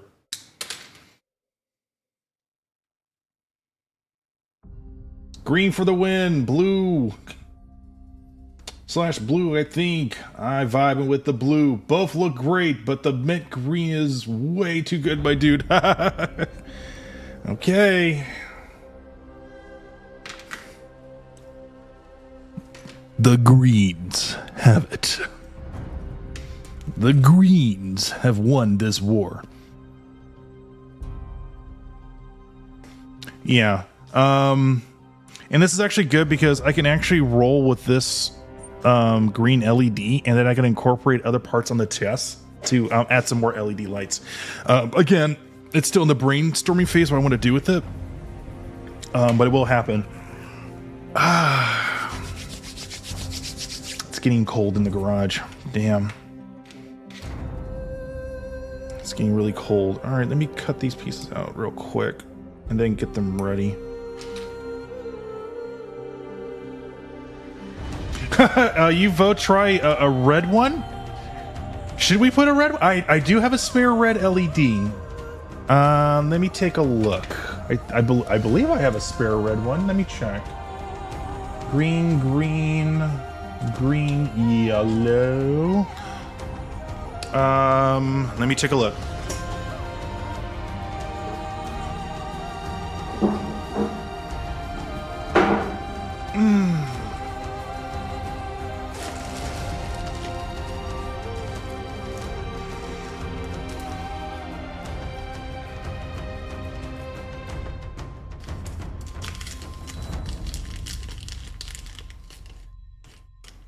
Oh. No, this is false.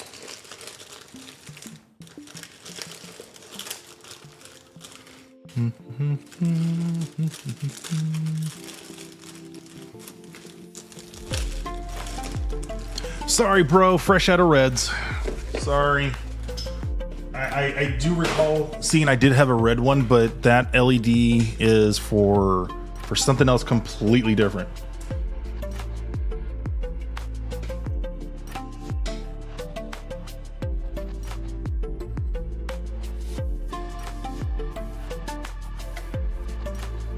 Yeah, I would have to order a special LED for Evans. I don't have any more red ones. I think the last time I used it was I think it probably was Ariel.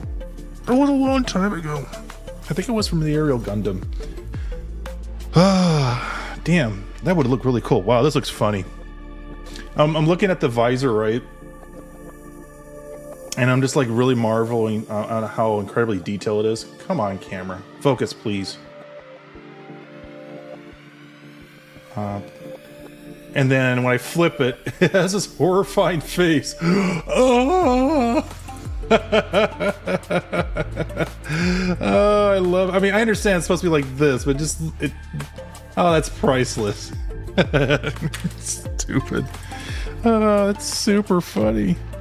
Okay, so I think what we can do tonight is get things prepared for the torso, so I can figure out where I'm going to install the male connector. Obviously, it's going to be right in between here.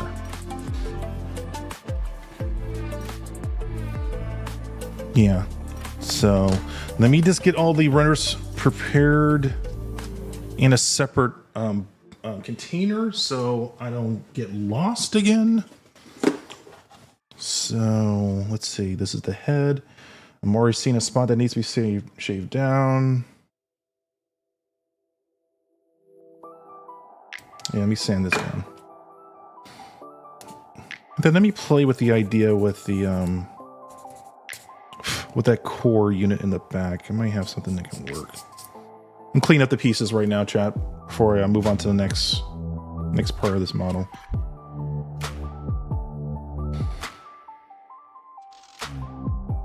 Okay, put that there. Anything needs to be sanded here. Looks good.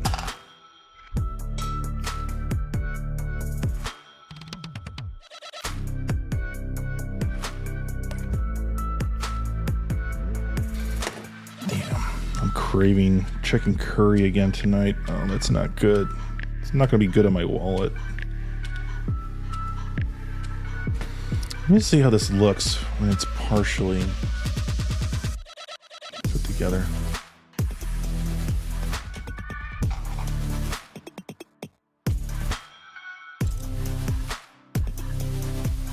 I'm just generally curious to see how this looks when it's partially constructed, and I'm already loving this face sculpt. It's already a solid win for me.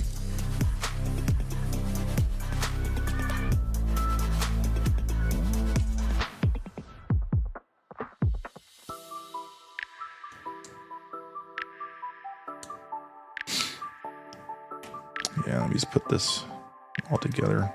See how this looks. Yeah, this face sculpt is some next level stuff here. Yeah, it really shows that this team really had a lot of fun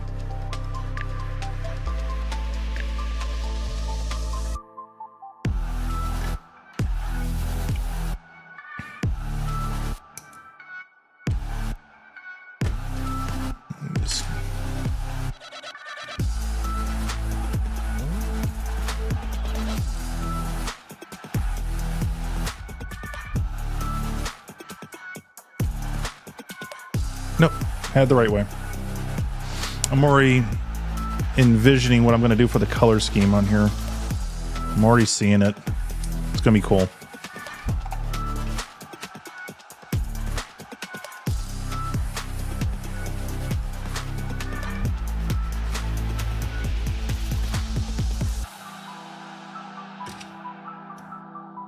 I'm just generally curious to see how this looks. Damn, that looks awesome.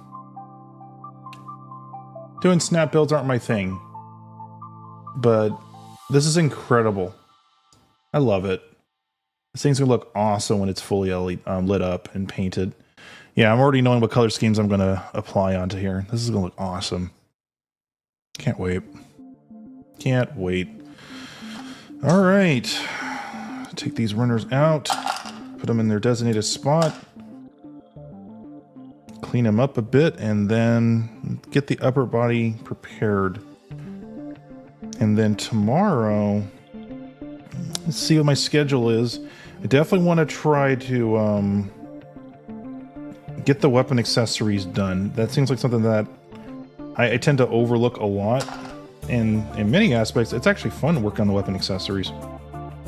What is it? Only just the shield? The shield and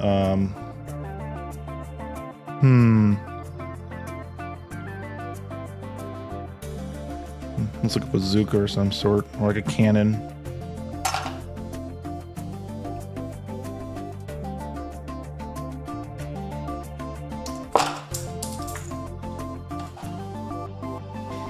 Whew. These pieces are just flying off my hands.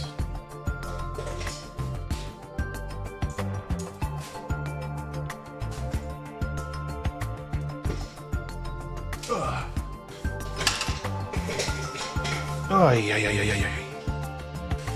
Alright, that goes there. And I'll just make this container dedicated towards the upper body. Wait, let me fix this up here. Gray, white. Upper body. Yeah. This will do. And my concerns with the visor, I was under the impression I needed to frost it up. It's totally fine. So that will work to our favor.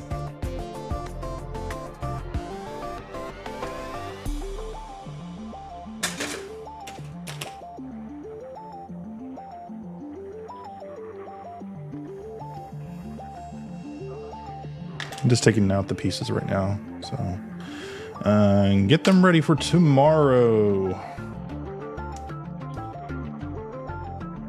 Right now, it's too late to paint anything in the garage. It's like literally 52 degrees in here. I'm like freezing. Well, I mean, for us Californians, you know, that is considered cold. Everyone else in the world is like, oh, that's cute. You think 50 is cold? Come up north. Show you a good time.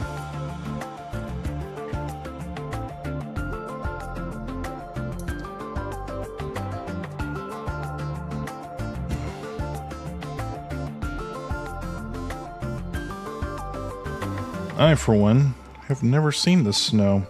I mean, seen it, but never like seen it with my own eyes. Unclouded. Well, certainly one of these days I'll take my son to like a ski resort so he can experience it himself. I mean, to be fair, I live relatively close to Big Bear, but I've never been there. This is such a cute little souvenir. I love this. That's super kawaii. I love that. I'm just gonna keep that there so I don't lose it. Let's see.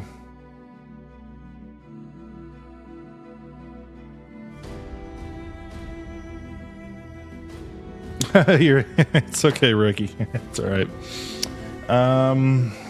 Let me think. Oh, that's right. I gotta take this out.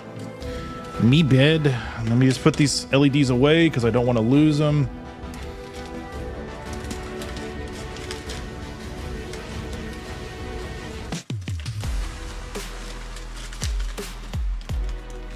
lose that.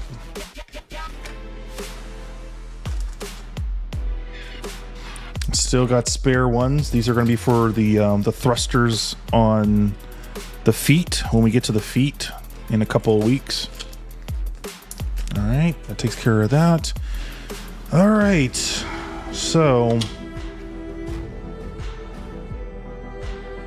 where's the LED that I said I was going to use for? Oh, there it is. So I want to try this out. I've had this for a while. This is a breathing LED. I think this will be a good candidate for the back of the core, but I don't think it'll work. I gotta look at what the instructions say on here.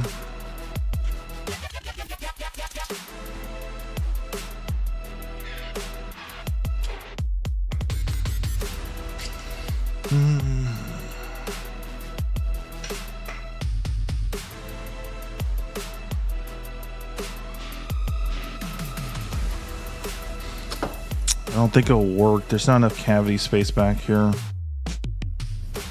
mean, it would have been a fun idea.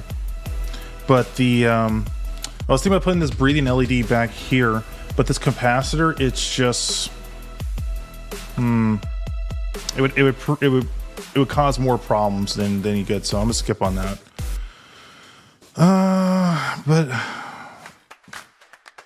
something needs to go there. Something needs to go there. I'll figure it out.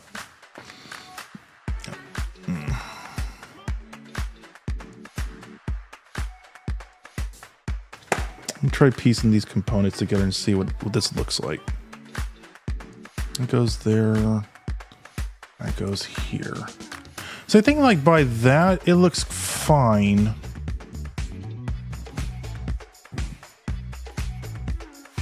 It looks interesting. Kind of reminds me of like a Tony Stark like arc reactor.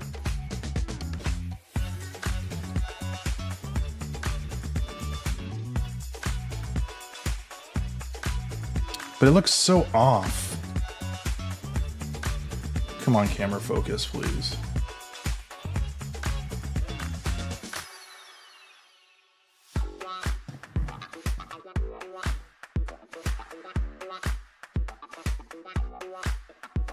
This thing's having an off day. I think I have to be at a certain distance for it to focus on it.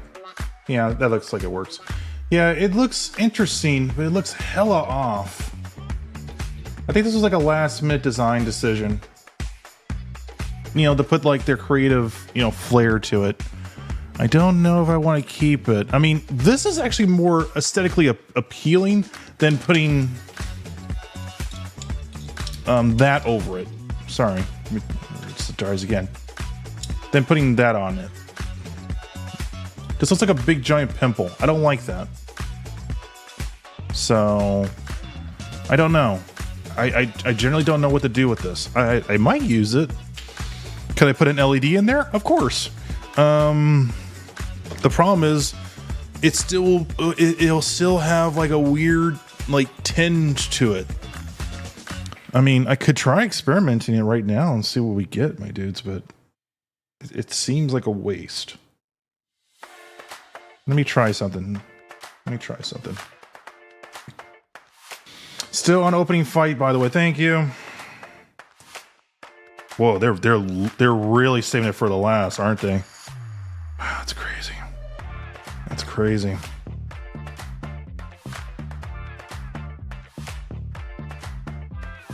The last time I was nervous like this was when my son was born. I don't like the feeling. I do not. But at the same time, and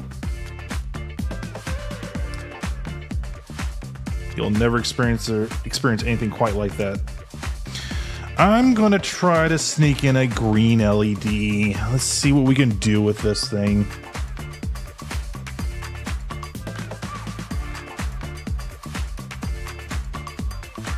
You know, that's a good question. I mean, that is an excellent question, because when you look at the promotional stuff, you're kind of right. You really don't see it. It's only till when you remove the armaments. That's when you really see it, right?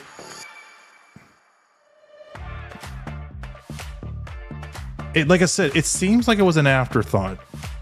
Nothing wrong with that. I'm not throwing any shade on that, but no, not at all. But it just seems weird.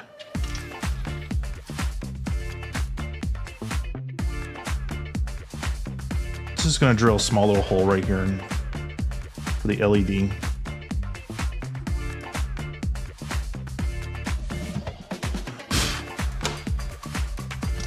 I'm super curious. If I can make that red look at least something more appealing, then I will roll with it.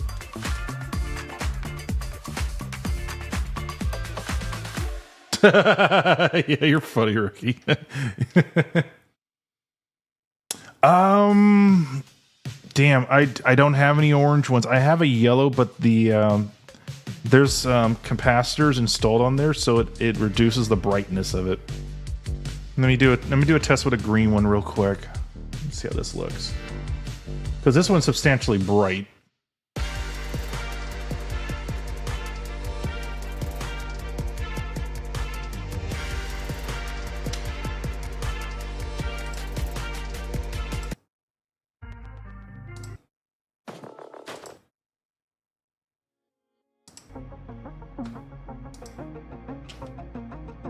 Change the music.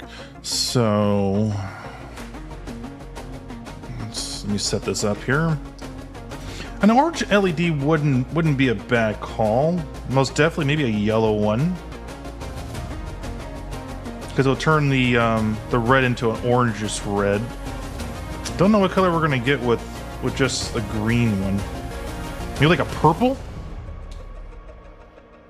I'm gonna find out.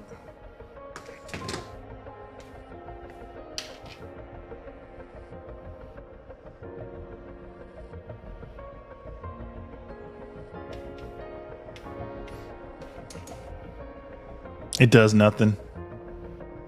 It really doesn't. It makes it look more like a Christmas tree light, if anything. Yeah. I don't like it. But if we remove this... Yeah, if anything, this actually snuffs out the LED. It doesn't really help it.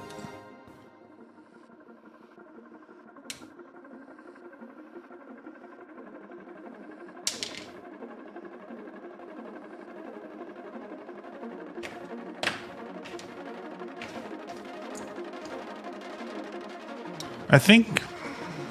I don't know.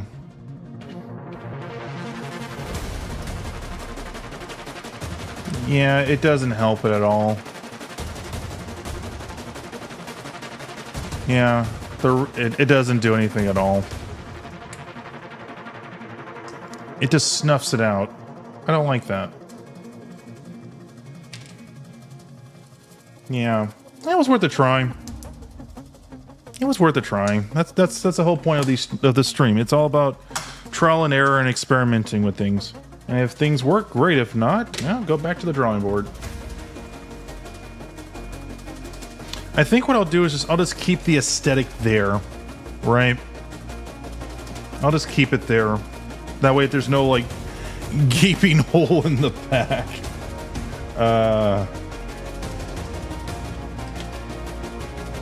I could get like a clear part and plop that there. I don't know. I'm just spitballing ideas at this point, and hopefully I'm hoping something will stick. But as it is right there, that looks fine. It looks cool.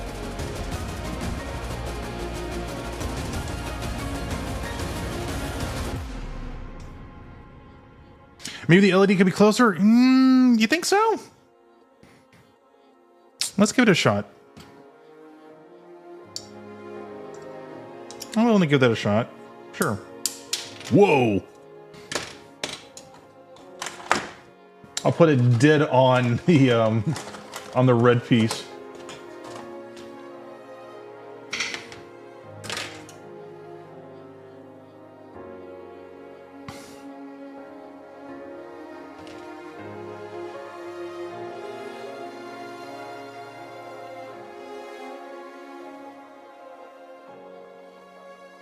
Okay. So, gonna take this, put it a little bit closer, as you recommended. See what happens.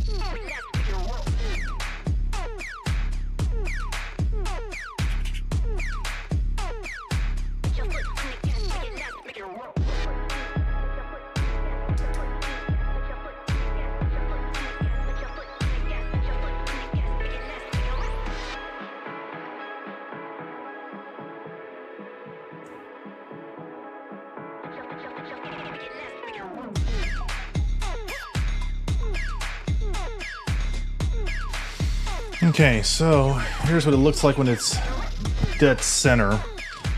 It still desaturates the green. Oh, that's right, I gotta turn this on because the camera sensor is weird. Yeah, it looks more orange, right? But it creates an awkward focal point. Yeah, it won't work. It won't work. I'll take this off and I'll mount the red sphere. We'll see what happens with that.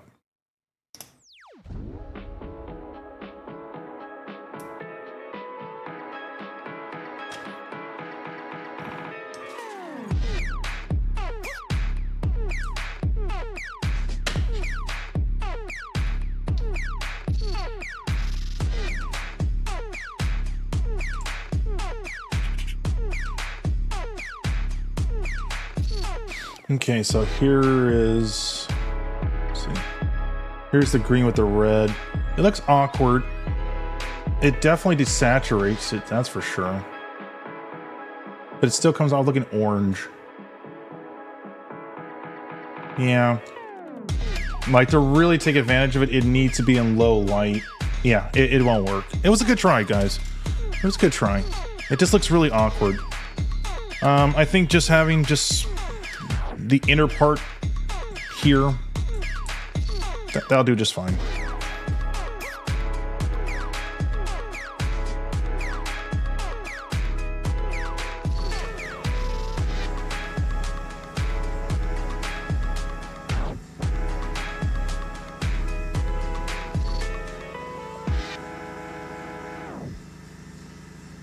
Yeah, you're right, because painting the inner part of the cone would actually diffract the light even better, right? That's a good idea. I got some reflective silver paint in my library. I'll give that a shot. And then we'll come back to this part. You know, we got plenty of work to do on this tomorrow, for sure. We got plenty of work to do tomorrow. But tonight, let's stay focused, and let's try to get this male connector position. So I don't start doing random guesses. Yeah, I want to come back to this build next Wednesday afternoon, and then jump back to what we did today. God, I hope I feel better on Wednesday. I got 12-hour shift. Not looking forward to that. So let's see. So this is the male connector. And let me take this off. Boom, check it. Awesome connector, by the way. Can I take this off? Oof. Damn. Mad respect for these guys for making these super godlike tight parts. It's like, you want glue on your model kit? No problem. We taking care of that. Full muscle. Ah.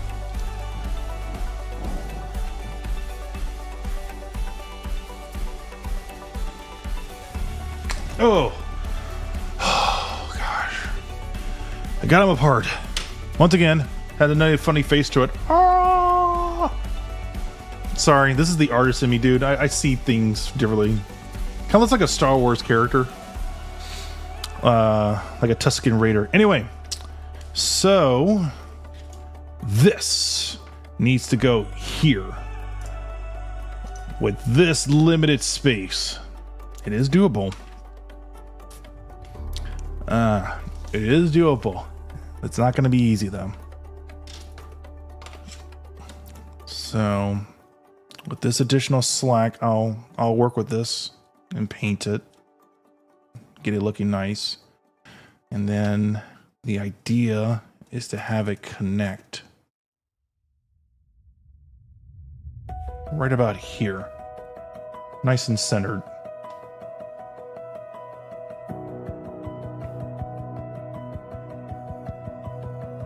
So the male connector needs to be really shallow in there for this to work. I'm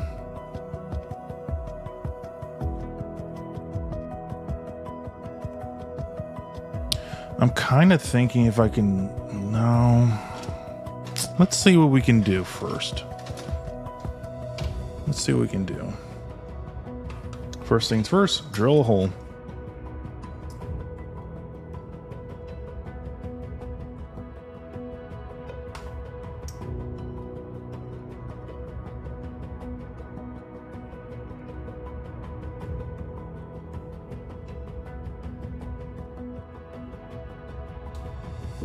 I built mines, was an issue with the ultra tight fit too.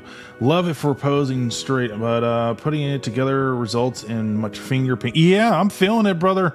I'm feeling it right now. Whew. Like I've already chipped a nail tonight. I already chipped one, and that caught me off guard.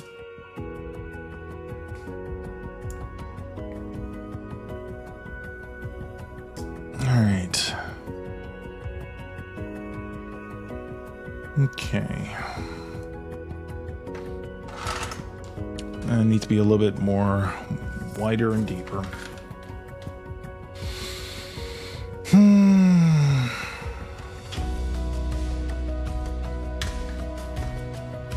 Let me see what time it is. 7 o'clock. I gotta go check up on the family, see what they want to eat for dinner.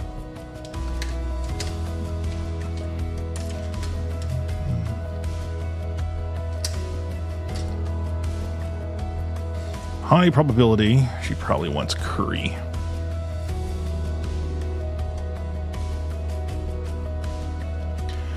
So 11 o'clock Eastern Standard Time. So that's like, well, I'm from Pacific Standard, so that's like what, 9 o'clock?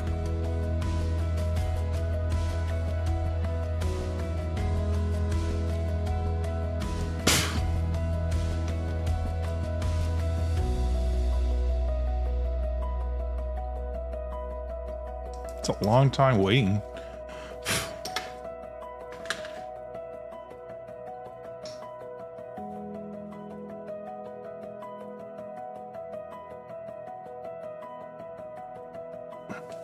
Speaking of Netflix, I need to finish watching Cobra Kai. Show's been doing very well. The menu doesn't tell you about the blinking palette that it does there, just in case you don't want to use the black unit. You know, it's crazy like it. Yeah. Oh, I appreciate that, dude. Thank you. But tell me, like, your experience, like, what was the ups and downs from you building this kit? Besides, I mean, obviously we both can agree that the issue with this model kit is the super tight parts, but that can be a blessing, but at the same time, it could be a curse for someone that's new to building model kits.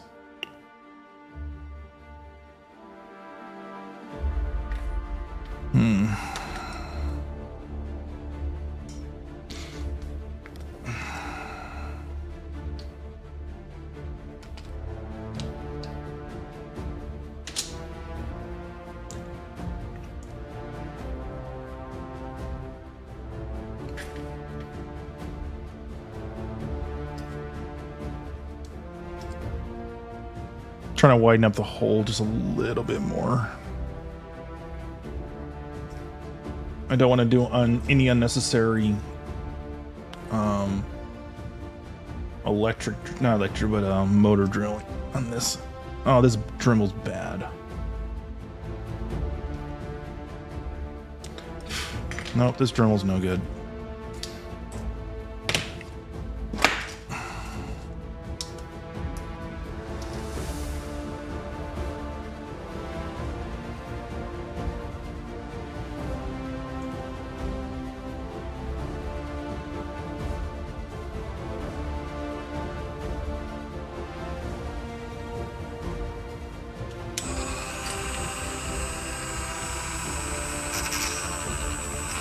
No, this drill bit's garbage. Okay, never mind. If the tip's bad, that means it needs to be resharpened. I'll do that another time. I do have a tool to clean up, clean and resharpen Dremels. Or not Dremels, drill bits. Excuse me.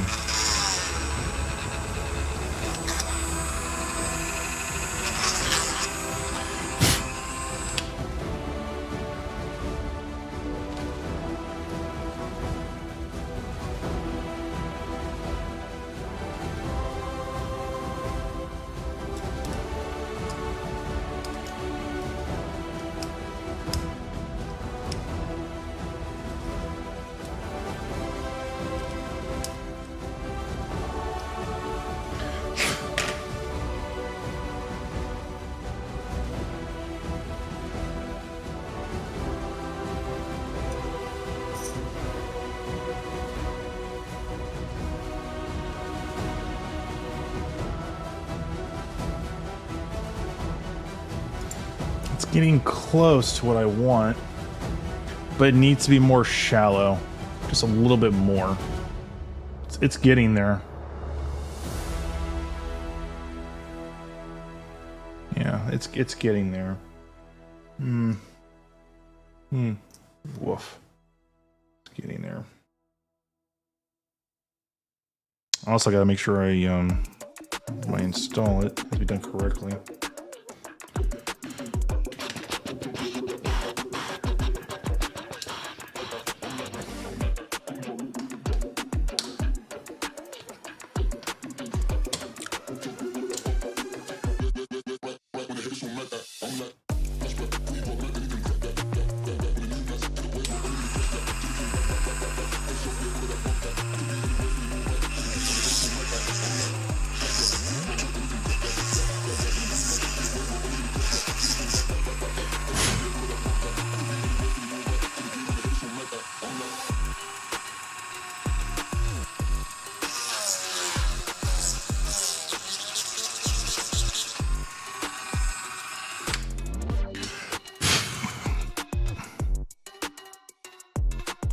Just widen out the aperture just a little bit more.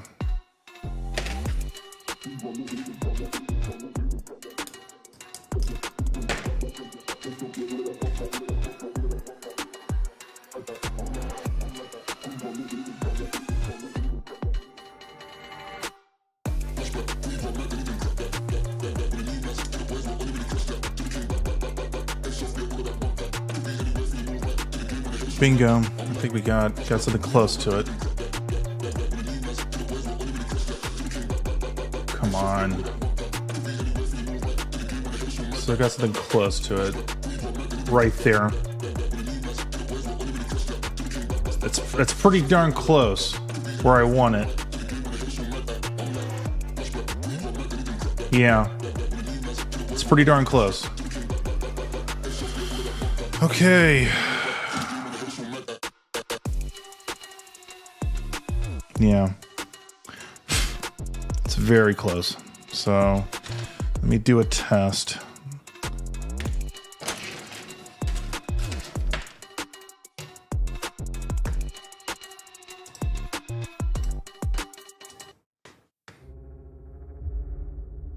Oh, damn, that's the last one I have in my library. Okay.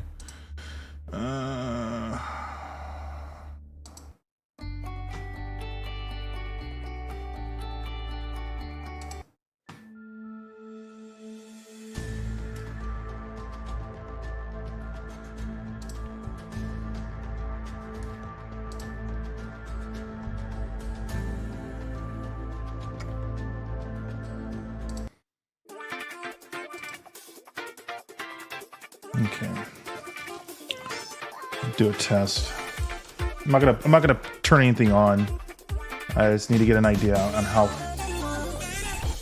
deep this part goes.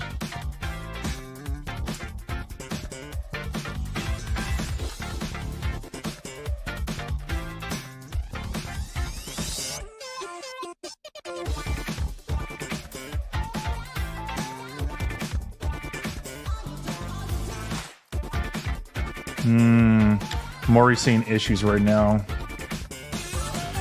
This little peg, sorry, not the peg. It's not a peg. This little part right here is impacting the connector right there. It's getting in the way. So I either shave it down, cut it back, or leave it as it is and just widen this part here by drilling. Yeah, because just applying force, you can already tell that it's out of alignment.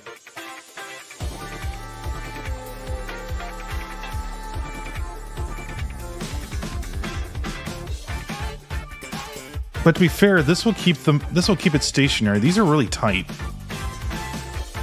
All right, let me cut them back.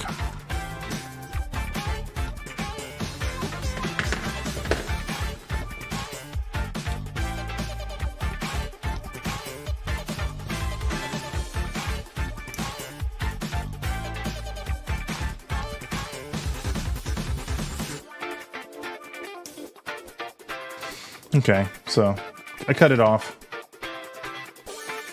Yeah, just took it off. We'll see how much of a difference that makes.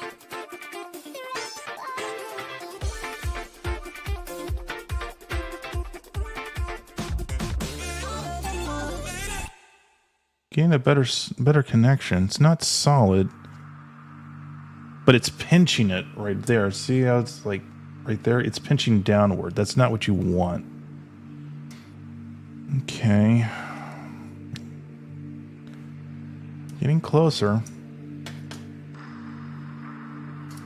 Let me try cutting this out. Yeah, let me try cutting that out.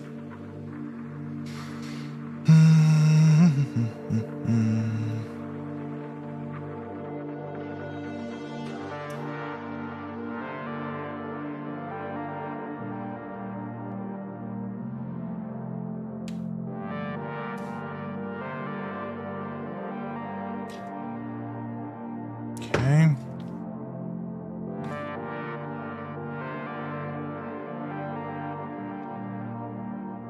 Yeah, it is major surgery.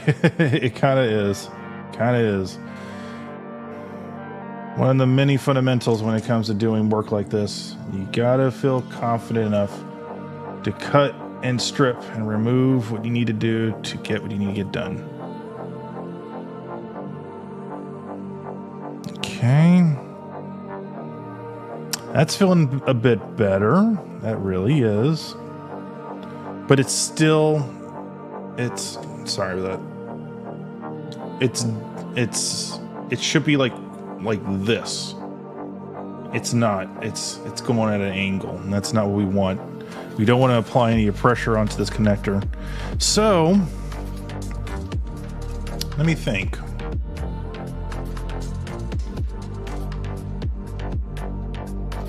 I'm thinking about that too, Meta. I'm thinking the exact same thing too.